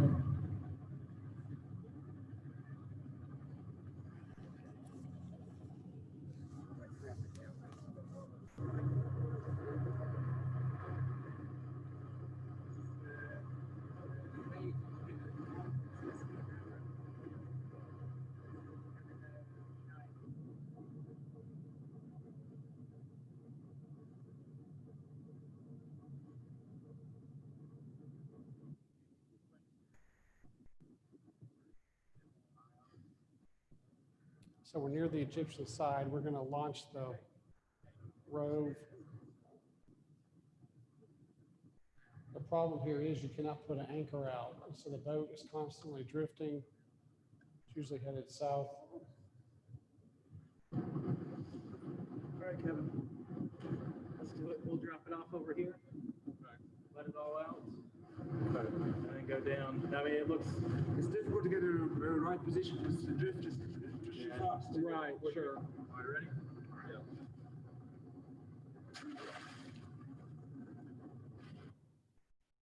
Here's a replay.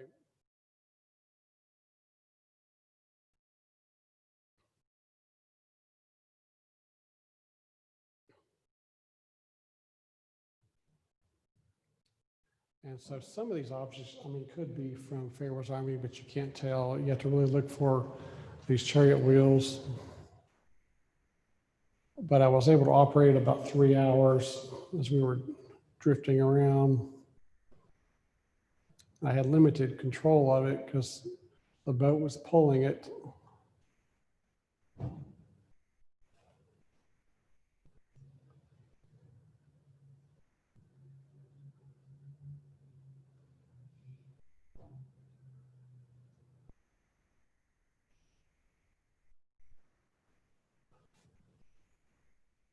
And so here was a large object. I mean, this could have been a chariot cab, but you don't know. There are a lot of fish around it, a lot of coral.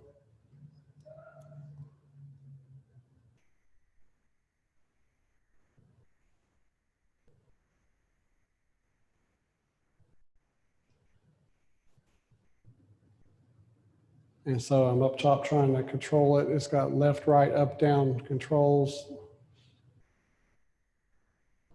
And the image was coming in digitally to this other camera. It was recording it internally. So then finally I saw something that had some potential here on the left, bottom left. It's round with a raised center hub. Could have an axle attached. It's about a 70 degree angle.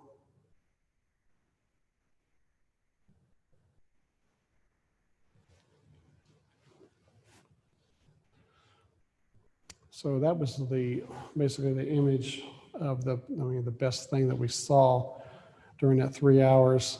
It's difficult to see something, and some of the remains have been basically destroyed. So from here, we're going to head over towards Saudi Arabia. That's Midian. That's the biblical Midian. And we're told Mount Sinai in Arabia, Galatians 4.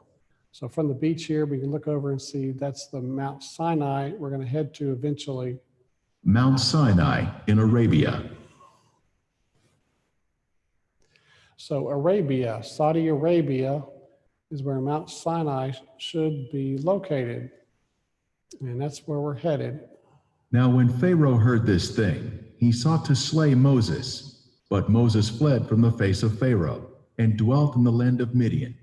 And he sat down by a well. So when Moses fled after killing the Egyptian, he went to Midian.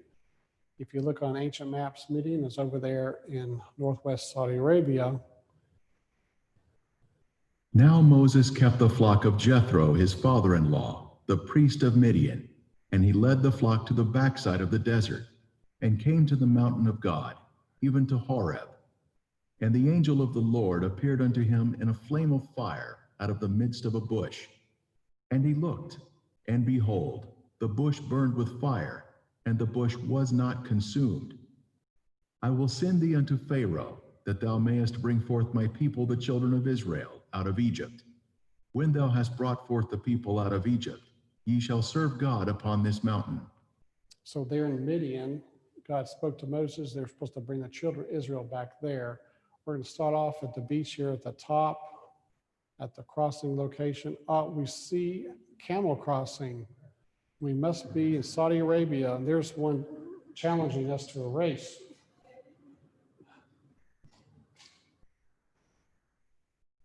So I drove about 1,400 miles.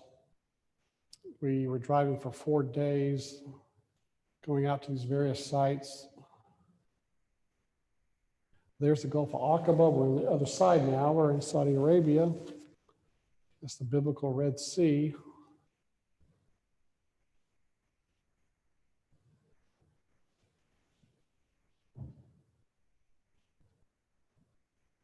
And so we're driving along the coastline there. It's a pretty area. It'd be a nice area to live if you're in Saudi.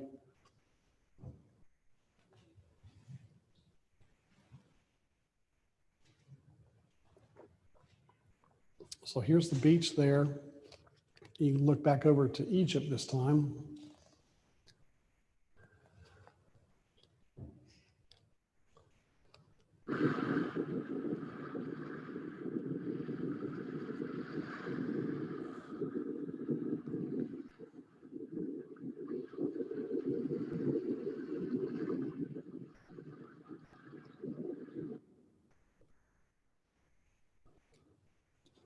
And so we're there at the beach of the crossing site.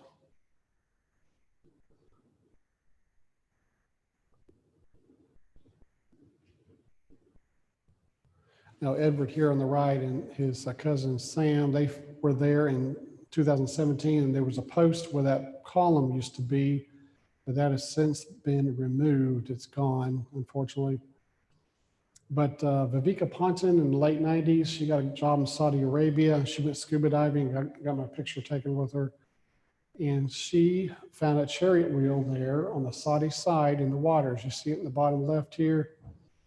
It's a round chariot wheel with a raised center hub once again. So you've got matching chariot wheel parts on opposite sides.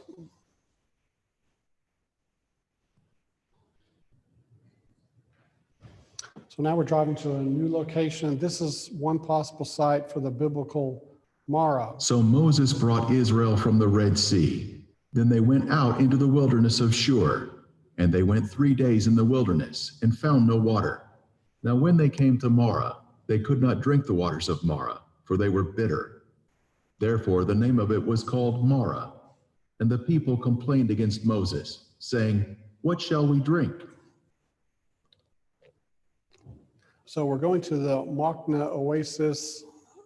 We don't know for sure where Mara is. But the other sites we basically do, but this is one thing we don't know for sure. This is an oasis in the area anyway that we're checking out. There aren't many oases technically, but this is a popular one that people visit. You see the Gulf of Aqaba in the distance.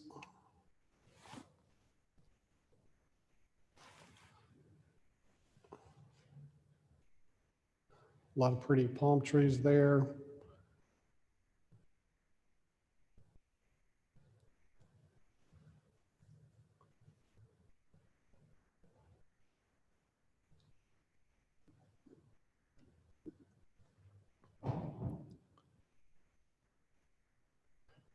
And so it's hard to get into Saudi Arabia, at least in the past. But September of last year, the Saudi government opened up the country to tourists for the first time ever. So we were able to get a tourist visa to go over there and check things out. Ron Wyatt walked across the desert, drove down to southern Jordan, and walked across the desert into Saudi Arabia in 1984. That's how he was able to get to the mountain. And he was put in prison for 76 days. Accused of being a spy.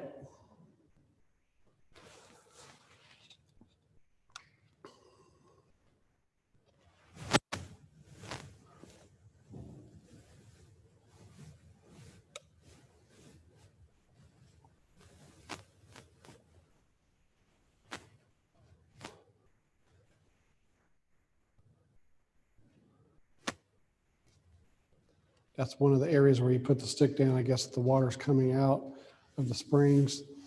So it gets narrower further down. You see the water flowing out. See the Gulf of Aqaba.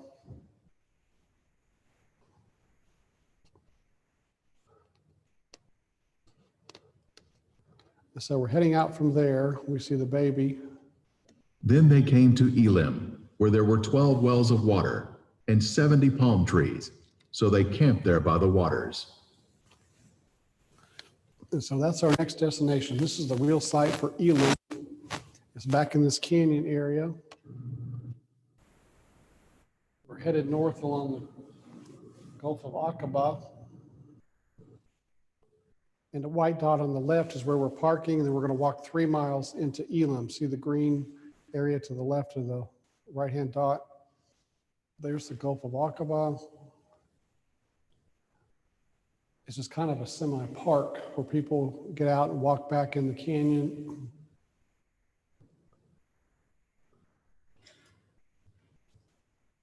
It's got these tall mountains that you walk through. It's really pretty. Most of the way you're in shade.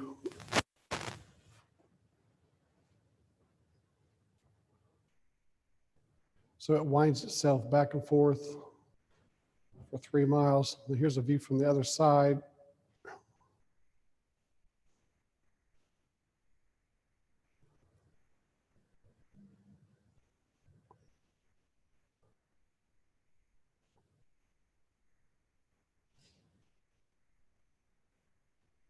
And so it wound itself back and forth, back and forth. You thought you're never going to get there.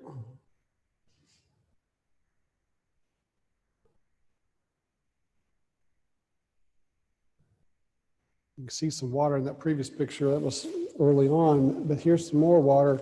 We're getting up the edge of Elim here.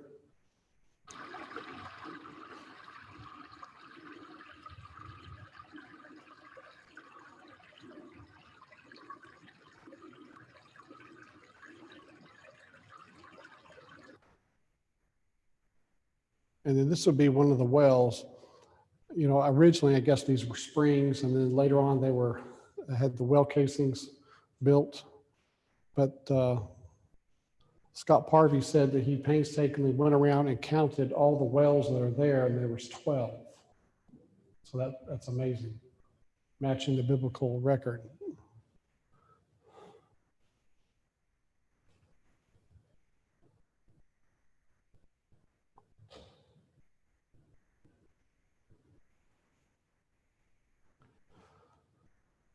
And so this would be part of the area they would have encamped. The canyon continues further east, and there's other canyons that extend out from this. And so there's plenty of places for the children of Israel to encamp. Some people have said, well, that's just too narrow. They couldn't. Yeah, they could have through here and then further to the east, and then where it branches out. There's plenty of room. See one of the wells there.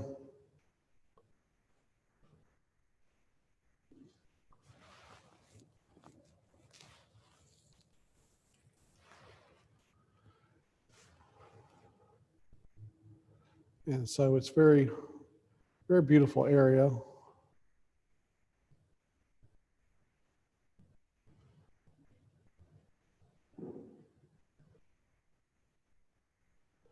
I'm sure you can find artifacts, you know, at these campsites where they camped, if you had the time to do some digging.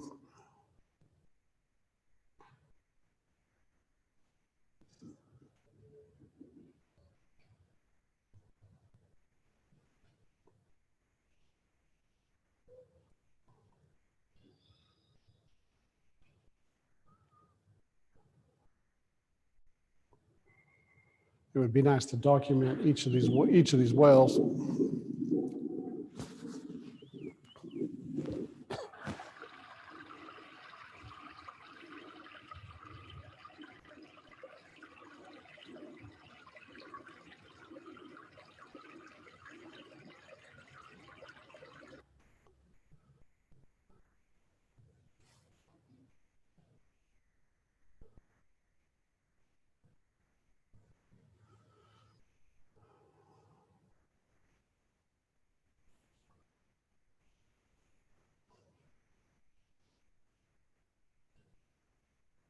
You see a well in the bottom right.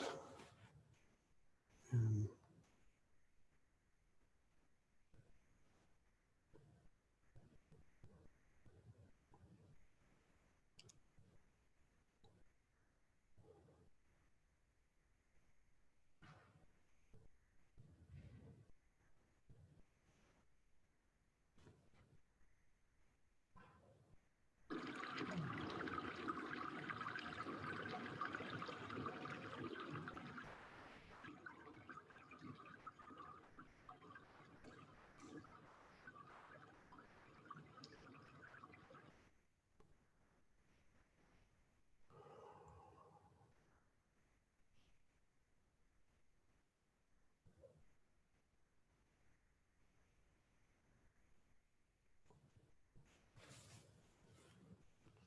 I guess there's more than 70 palm trees today, but there are the 12 wells, you know.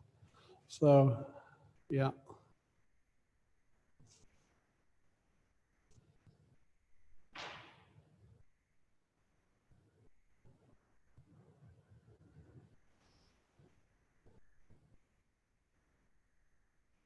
And Jethro, the priest of Midian, Moses' father-in-law, heard of all that God had done for Moses and for Israel, his people, that the Lord had brought Israel out of Egypt.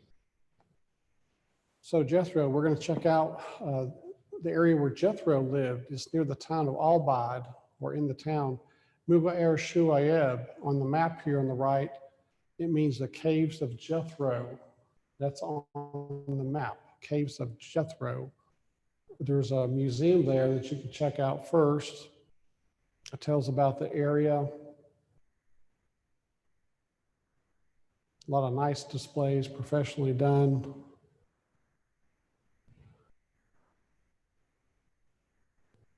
And then out back, you can see these caves. Now, I've read that he may have lived in some of these initially, Jethro, Moses' father-in-law.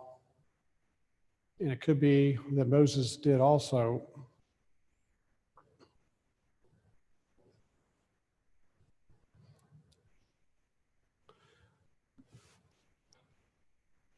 It's thought that the facades on these were built at a later date, more contemporary, about 2,000 years ago or so.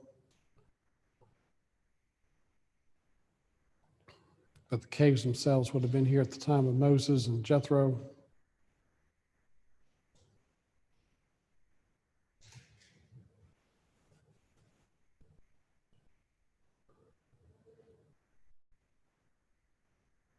The government has built these sidewalks recently, which is nice. You can walk around to the different caves.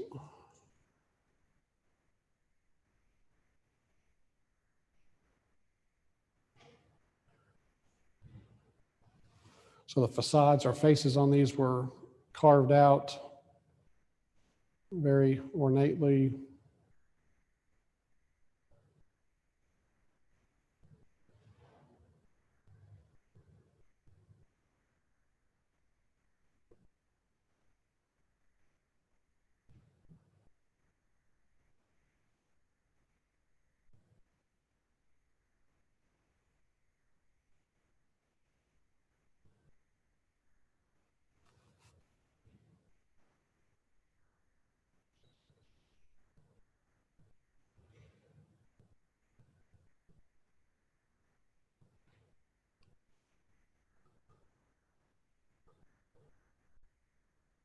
So inside this one here, you can see these different carved out crypts here where folks have been buried in the past.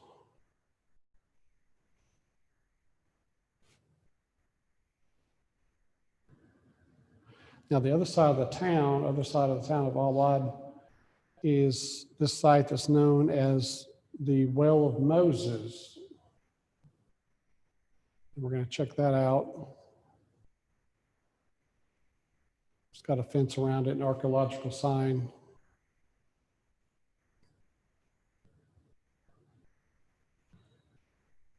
This could have been the well, you know, that Moses first encountered when he came to the area where the men were harassing the ladies, Jethro's daughters.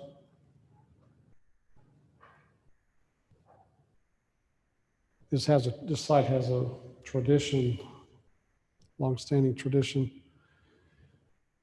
So looking down in the well, you can see steps actually going down.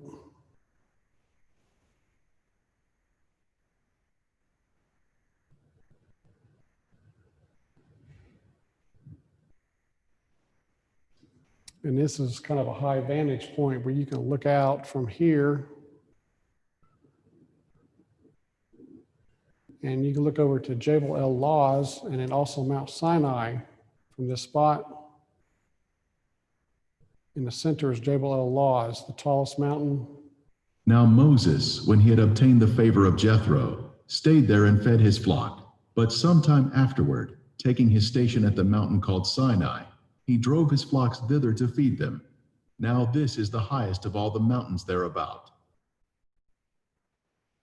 So Mount Sinai over here to the right is an extension of Jebel El Lawz. In ancient times, you would just name the tallest peak and everything would be considered Jebel El Lawz.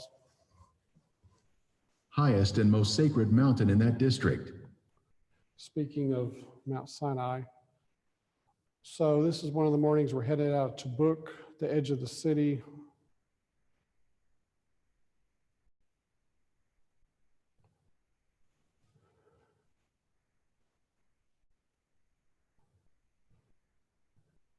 You have to head over toward the mountainous area. That's where most everything is, to the west of Tabuk. You see some nice things to photograph along the way. But we're headed to the split rock, the rock that Moses struck. So I'm trying to drive and film at the same time.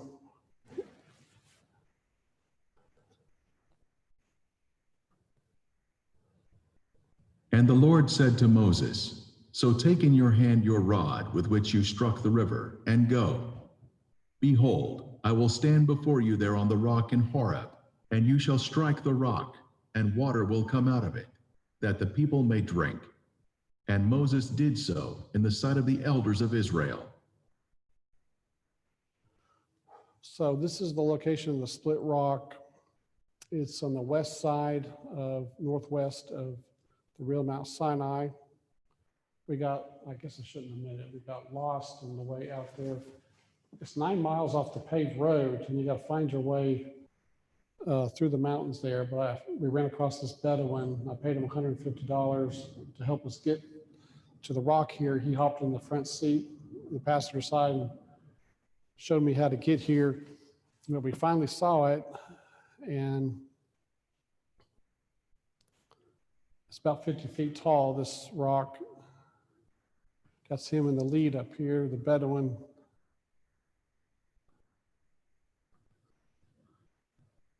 Scampering across the rocks. Here's the water erosion you can see coming down off this rock. You can see some of the erosion here.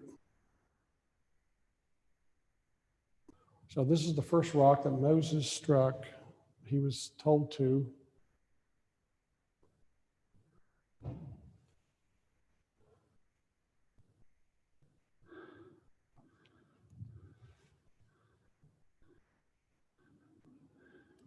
So we're getting to the edge of the rock here.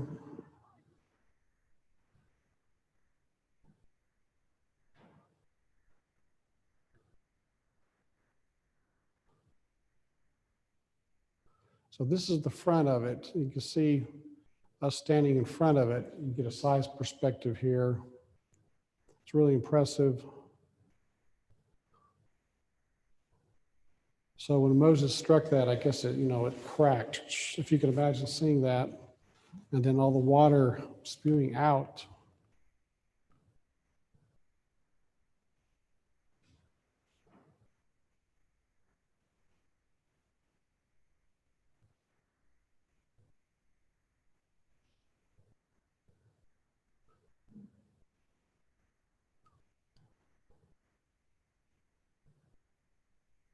So this is inside the split of the rock there. You can see the erosion in the rock. Erosion there. And then the water flowing down to the encampment area.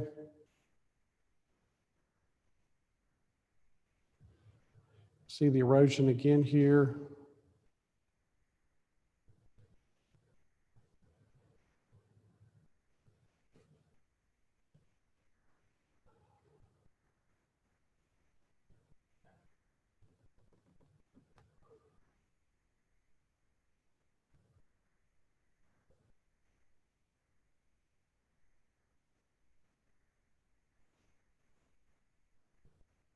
So they experienced miracle after miracle, didn't they? And yet they were still, what, grumpy, whining, complaining, kind of like us, I guess. But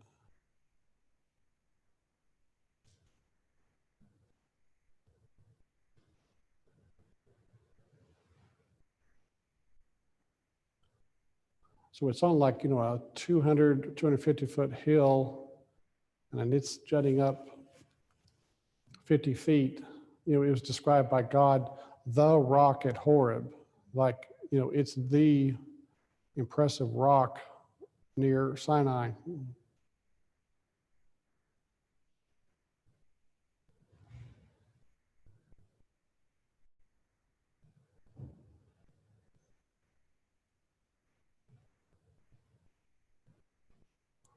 Ron Wyatt didn't find this, but Jim and Penny Caldwell, who lived there in Saudi Arabia, they heard that Ron found Mount Sinai, and so they went looking for this when they were living there in Saudi Arabia and found it.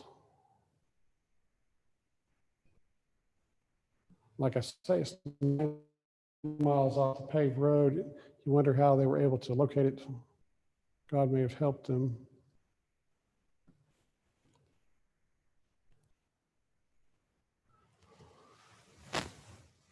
So here's a view from the top.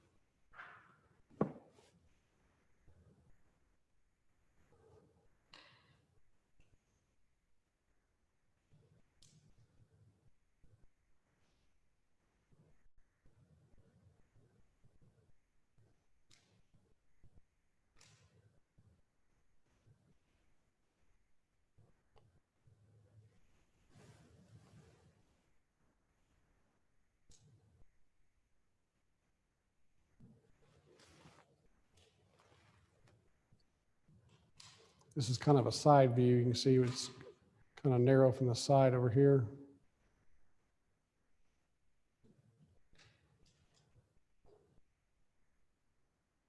But I guess this was spewing out water constantly, and people, extending out here in the encampment area, they can look over and see this water spewing up out of this rock constantly.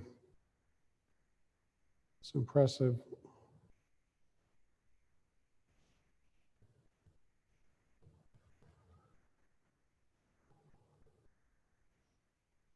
So this is the backside. It's not as impressive looking. The mountain kind of obstructs it.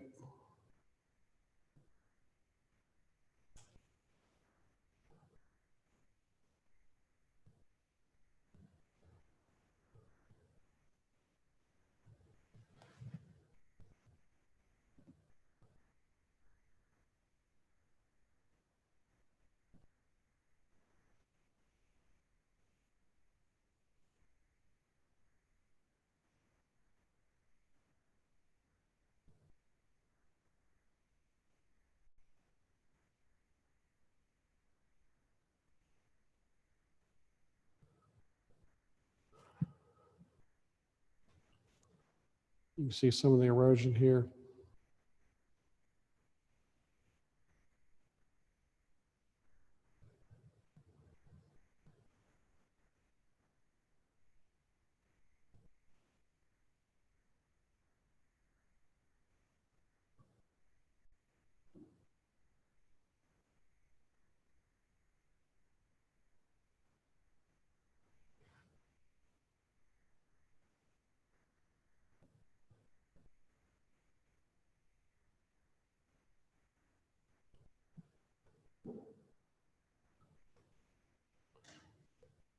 The Shabbat Night Live people are going to add dramatic music to the drone video. So it seems kind of boring to us, I know. So here you're kind of looking at it from a distance down lower.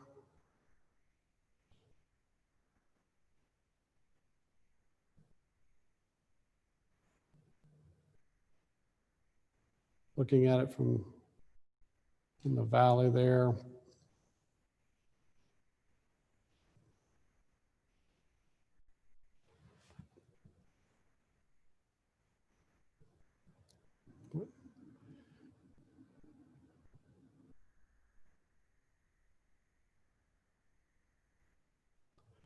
So near the split rock there is this altar. We're told that they built an altar after defeating the Amalekites.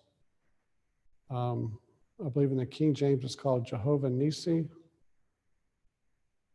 And so there's this altar there, fine detail in it. Looks like somebody was trying to see if they could find someone buried in there, perhaps, some treasure.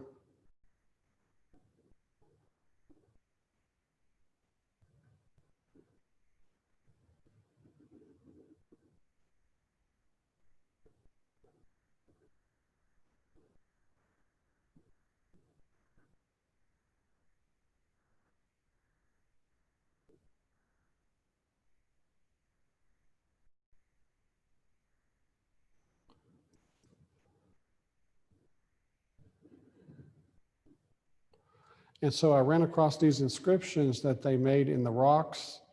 You can see here where they've drawn these sandals. Every place whereon the soles of your feet shall tread shall be yours, Deuteronomy 11. So they're marking, saying, hey, our feet were here. We're claiming this spot. This is ours. So these sandals are markers. It's showing them hunting these ibex.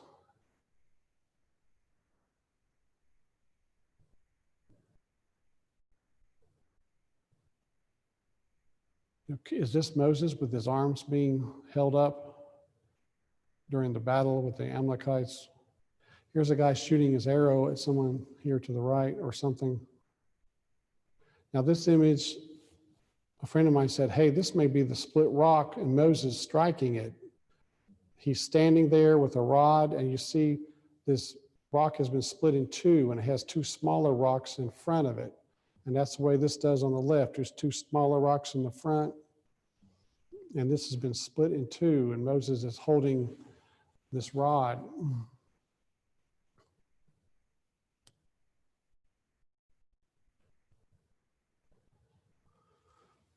So we're headed to another location.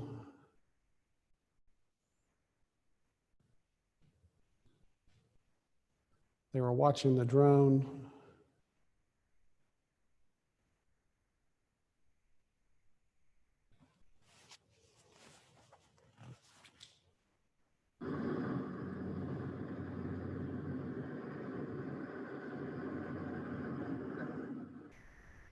In the 3rd month, when the children of Israel were gone forth out of the land of Egypt, the same day came they into the wilderness of Sinai. For they were departed from Rephidim, and were come to the desert of Sinai, and had pitched in the wilderness, and there Israel camped before the mount. So we're headed to Mount Sinai proper.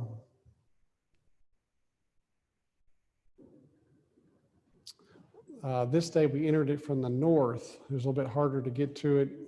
Road's not as good. But then we came to it all of a sudden. I said to the guys, this is Mount Sinai. What? In back of this gas station in the distance is the blackened peak, center left.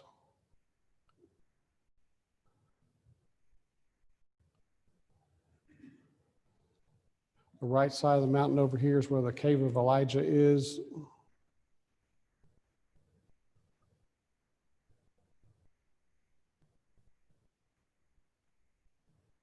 هذا جبل موسى.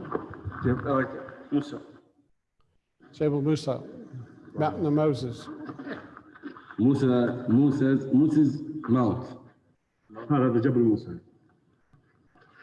هذا جبل في واحد هنا. So it's got a local tradition of being the Mountain of Moses. When Ron came out here in '84, the locals said, Jebel Musa Hena, well, the Mountain of Moses is here. They're proud of it. They respect Moses, the Muslims. The cave is up here in this area. We're going to take a look at.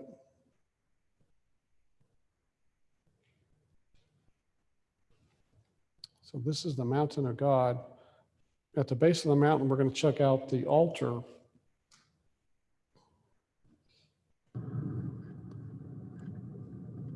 So we turned off the main road. We're headed toward the mountain.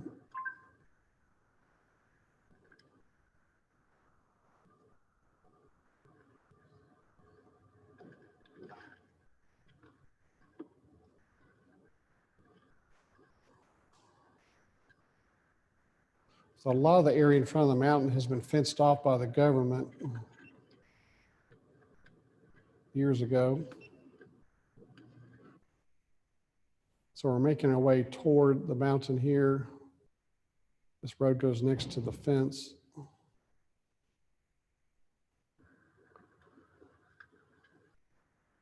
See the blackened peak on the left in the distance.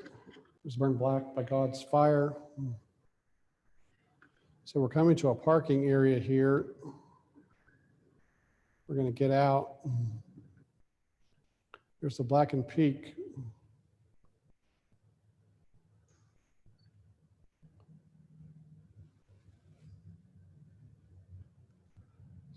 So we're heading out.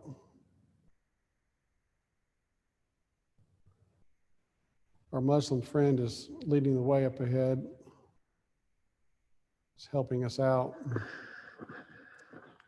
Yeah, hey. No problem. Yeah. So we're walking toward the base of the mountain.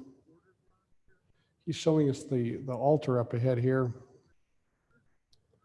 that Moses, Aaron, and the priests would have officiated.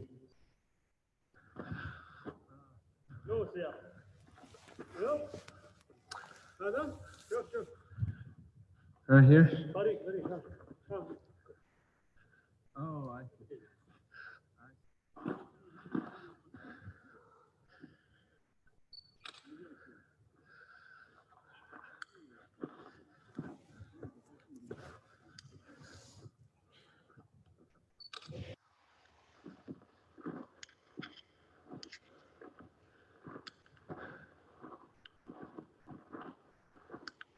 Yeah. So on the left here are some white marble remains of columns. Solomon built a shrine here. Ron Wyatt saw Solomon's name on one of these stones. Of course, this would have been 400 years after the time of Moses. Yes.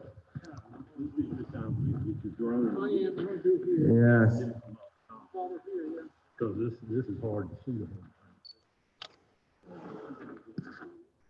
So after Solomon built that shrine, at some point some people came along and demolished it, took the building material.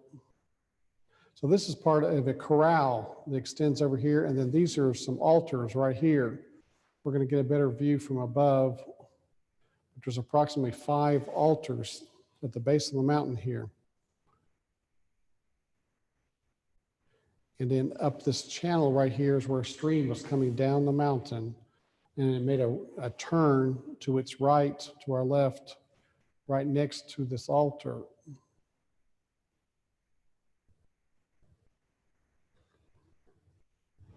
So we're going inside the corral, and it was separated down the middle. So maybe there's 2 different types of animals, one on each side.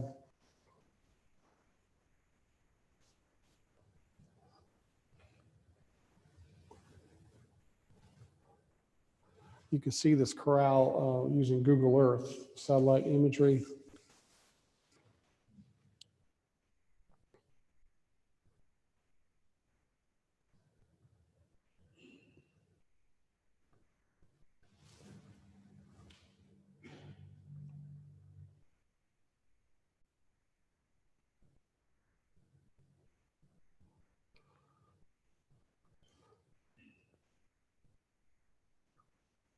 And then there's an exit point here on the right.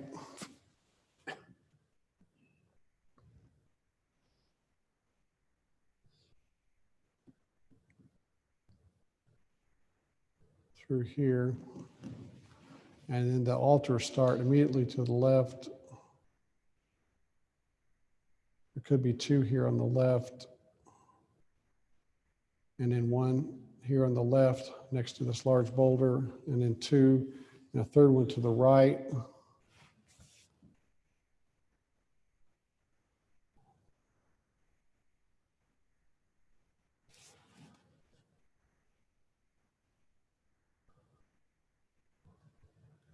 So here's some drone video here. You can see it a little bit better.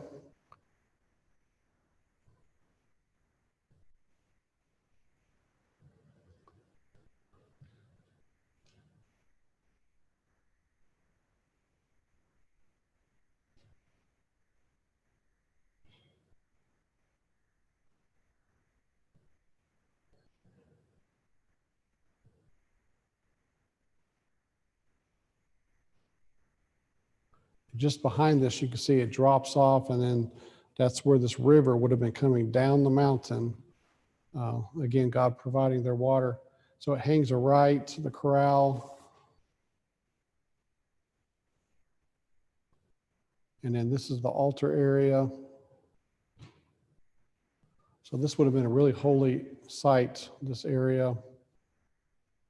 Children of Israel never made it to this area.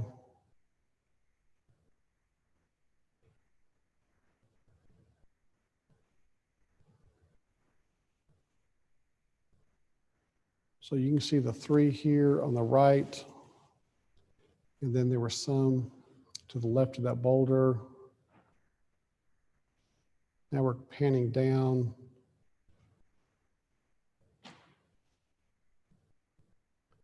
And then there's the altar area. You can see a good look at it here.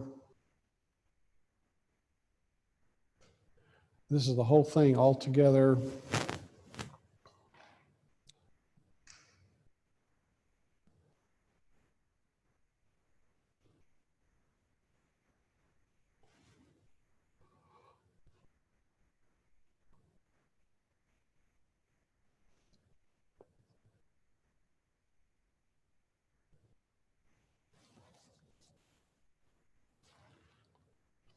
And these are those columns again.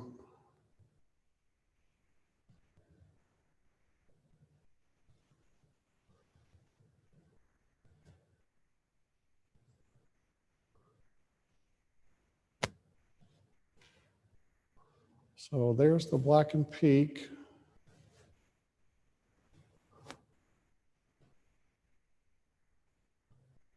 But we're heading away from the altar area, kind of back to the car, and we noticed these carvings on the rock.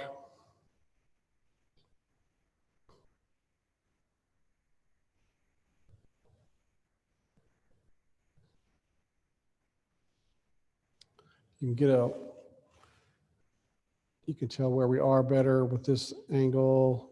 We're walking away from the mountain, and here it looks like they're dancing. You know, was this carved at the time of the golden calf incident? They're happy about something.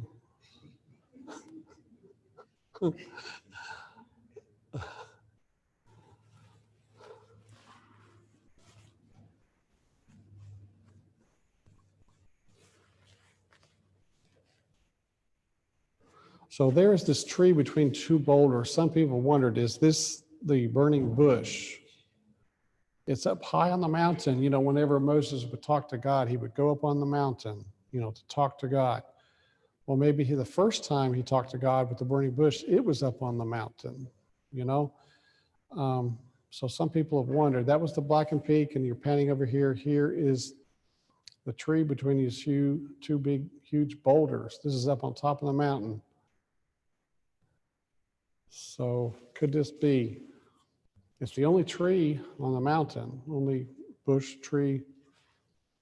There's the encampment out there. There's the blackened peak.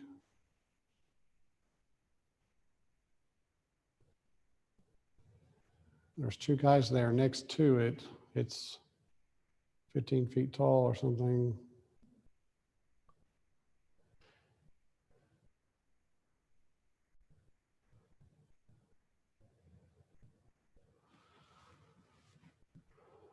And so below that area is what's thought to be Elijah's cave.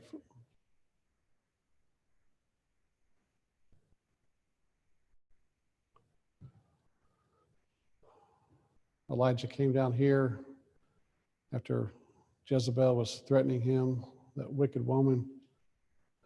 And this is the view out the front. You can see the encampment area. You can see the golden calf altar we're going to see later. So definitely a cave. And a friend of mine shot this video so you can see out. You know, it's 20 feet deep or so. See the valley down there.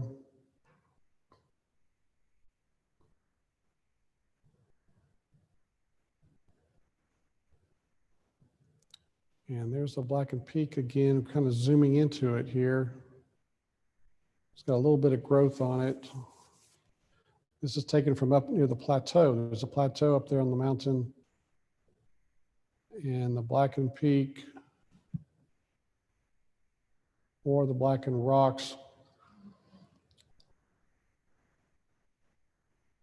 This has a superficial coating of black on it because it was burned on the outside. You turn the rock over and it's brown underneath. And then you smell the rock. I've smelled it before and it smells like charcoal or something. So, you know, it has all the signs of having, you know, just been burned. Yeah. This is the area out in front of the mountain. There's the mountain itself.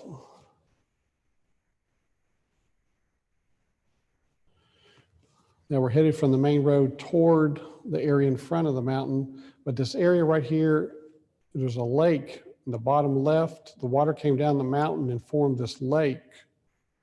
And we're going to check out some wells next to the lake. To the left of this white guardhouse are some wells that they dug. The water would seep in from the lake into these wells, and that's where they could get their fresh water.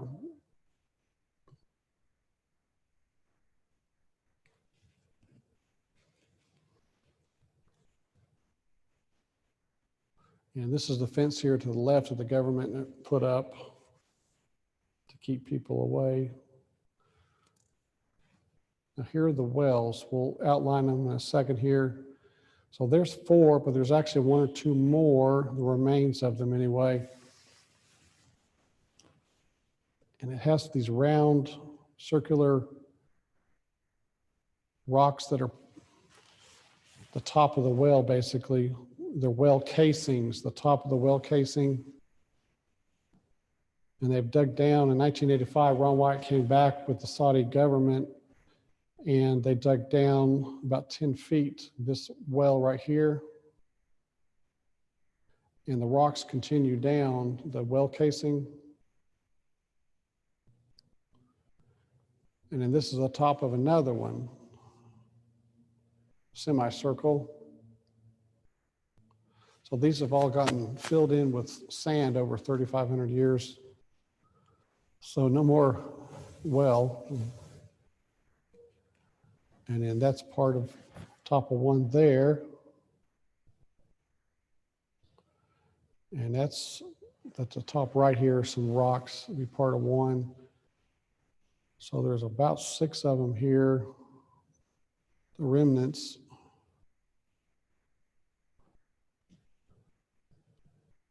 And the lake would be to our right.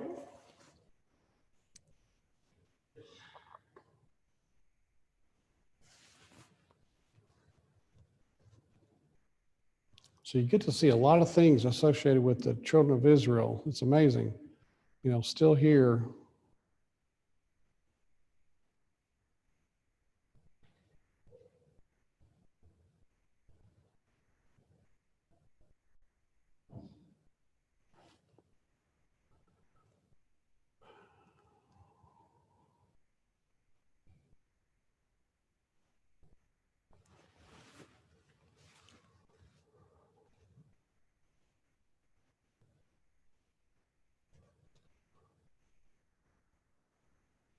So right after flying my drone over that area, this guy comes flying up with his truck, angles it right in front of mine to keep me from being able to move. We were loading up and he gets out yelling, screaming, waving his arm. He had a cell phone in his hand. We didn't know what it was. And so I backed up and went around him and took off 60 miles an hour. He passed me going 80 and blocked.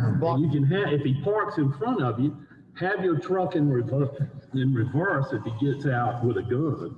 But at least tell him to come up beside you so we can talk to him. And so this lasted about 10 minutes, this standoff. It's crazy. I'm gonna follow this guy coming beside me. I'm gonna follow him out. Yeah. Well, that's probably his friend. He's being mean. To say the least. He's hurt. He's mad at us. He doesn't speak English. We don't know why. To book. Go that way. To book. He's blocking the road.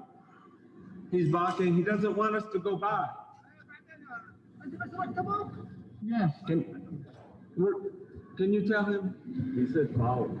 Okay. We talked to this guy before. He's a nice gentleman, an older guy. He's going to help us out.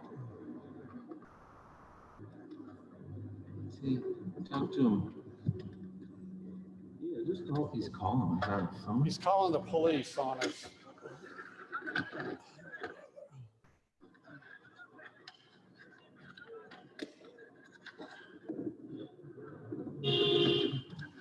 So a guy pulled up behind me and tried to get me in. Trying to block us in. Come on, Dan! Come on! We got to book. Get in, Dan! Quick! Dan was out trying to talk to the guy. His door was wide open. And so I was trying to pull around both of them. Don't worry about this. I'm sorry. Can you get the crap out? Is it on? Go, Kevin, faster. So, well, maybe he won't come. Keep going so we can get out of here. They may call ahead. All right.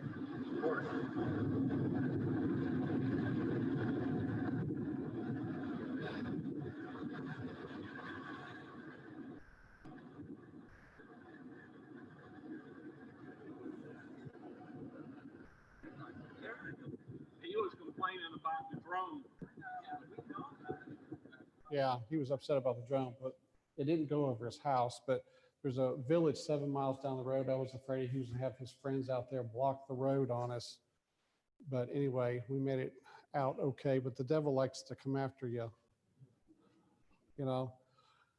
So, but there's this area 5 miles or more, Mount Sinai. It's a burial ground.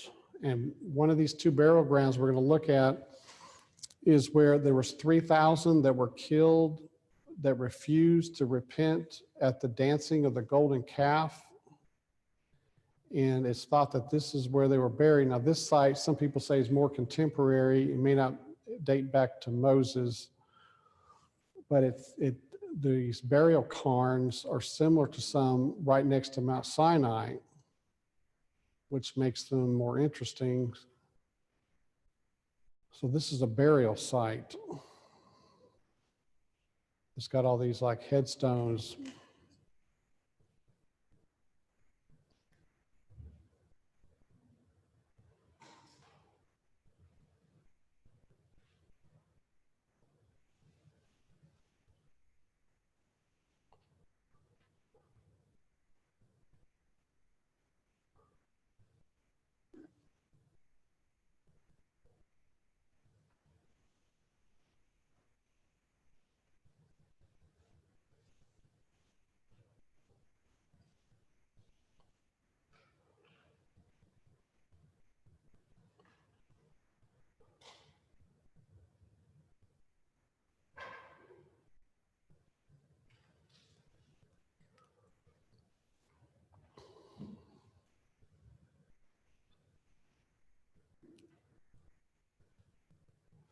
I don't know if they've done any excavations here. Doesn't really look like it. But most of these are semicircular in shape. It's got the government fence around it or wall. Some of these look round, but then just 200 yards to the left of that is this large fenced-in area with an archaeological site sign in front of it. And it's a much larger area. This could be where the 3,000 were buried.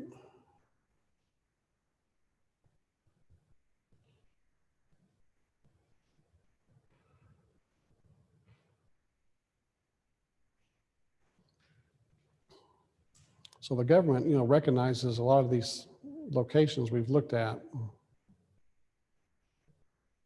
But this has been, off limits, until last year. Over here on the left, you can see a round circular pile of stones right over here in the far left. In the top left are some vertical stones. We didn't make it back in there. A friend of mine sent me a few pictures.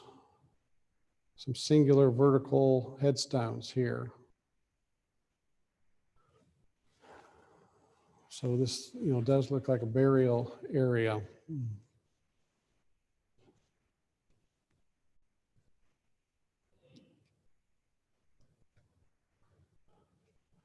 So we're back at Mount Sinai, and just to the east of Mount Sinai are some of these burial cairns we saw at the first site with the white wall around it.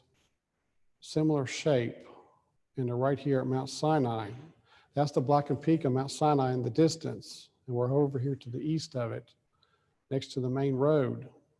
And so here are these burial cairns.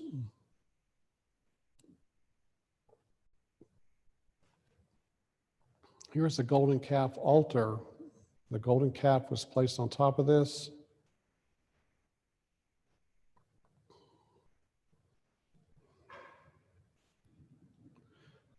It has a lot of carved images of the Apis bull around it.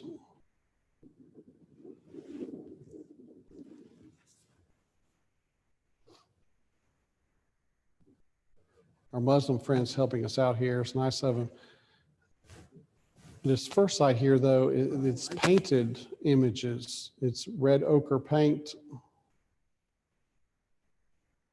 Most of the others are carved.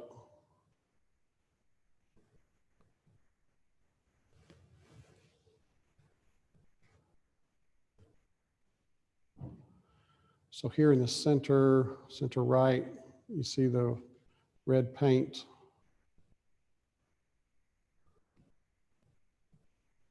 And so this looks like Egyptian style, the Apis bull. There's a man here at the top in the red paint. There's an ibex. There's another bull next to the red man to the left of him. And there's two bulls here, left and right, in the center. So they put all these Apis bulls on this because the golden calf was placed on top. So they were, this was a pagan god.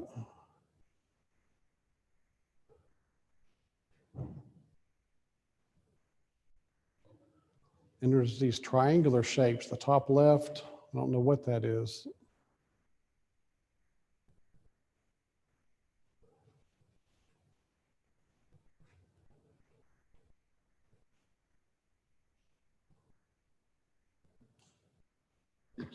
Sure.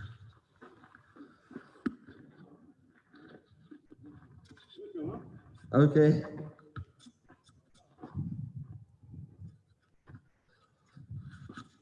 So the gentleman is showing us around. So there's the Mount Sinai. Here we are at the golden calf altar. You can see how it relates to the mountain. Moses could easily see this when he was coming down the mountain. I mean, it's just right here in front of him, basically. So it would have been placed on top of these stones here, the golden calf, the great apostasy.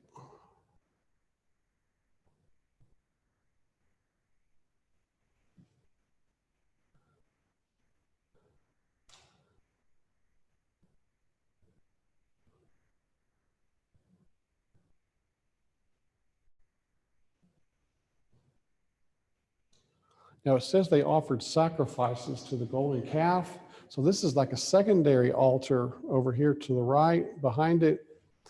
So animal sacrifices were probably made on top of those stones.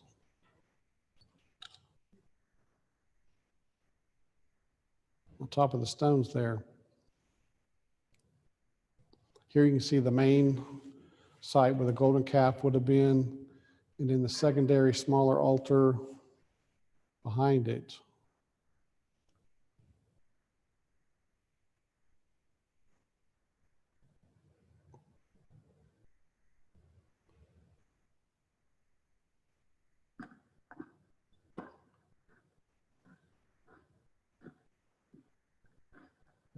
So here's some more. Now these are carved inscriptions. Kevin? You can see the bulls on here.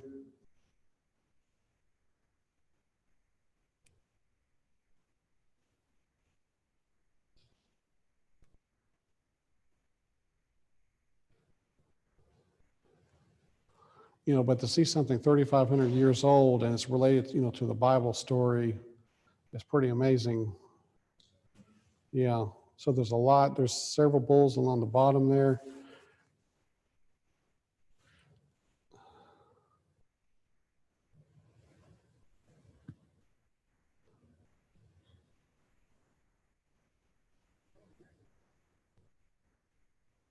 And so here's some more.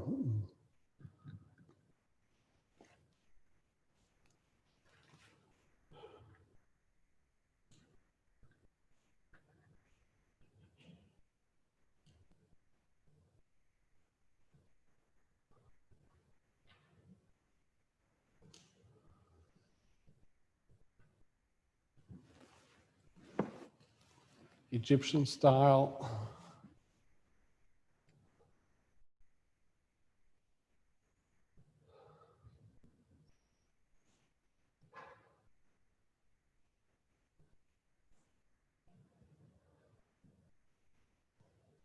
So up higher, there's a large one up here. It's a nice example.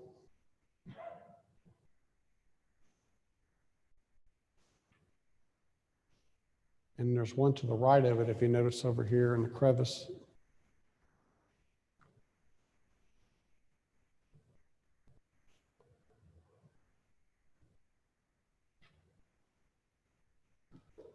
And here's one around toward the front.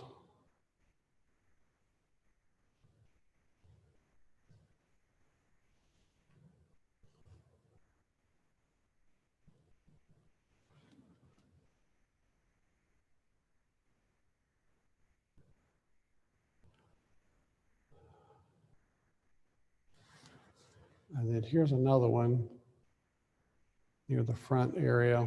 There's a couple. There's a small one on the right here.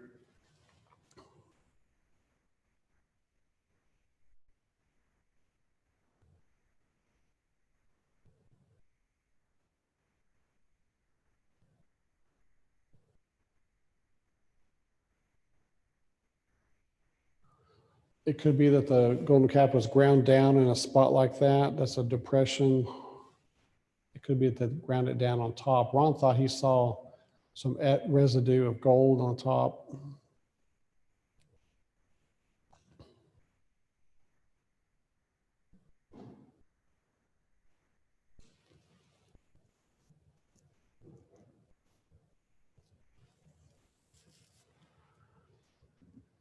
And so we're going to circle around it here. And it came to pass, as soon as he came nigh unto the camp, that he saw the calf and the dancing, and Moses' anger waxed hot, and he cast the tables out of his hands, and brake them beneath the mount.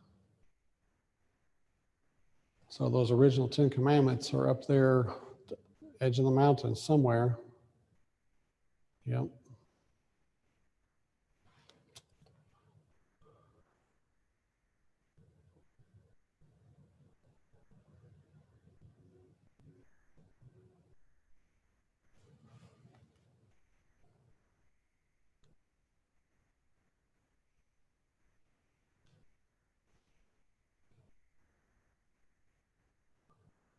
So again, the Saudi government put the fence around it to protect it.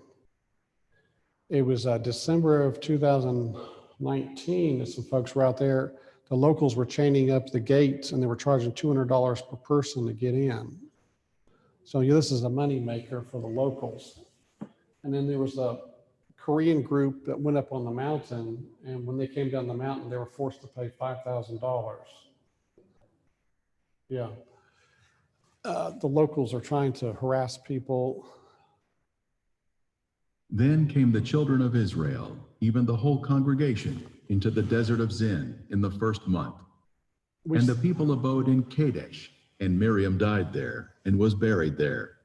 And there was no water for the congregation, and they gathered themselves together against Moses and against Aaron. We kind of saw a lot of this earlier, so maybe we could just stop it, maybe. So anyway, so that's the 5 major discoveries.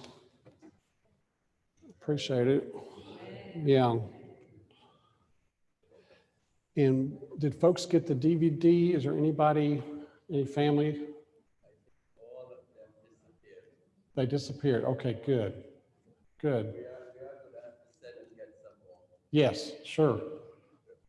Because we had a few, I think I know of one person who did not get one, and I saw them. Okay, okay. And I'm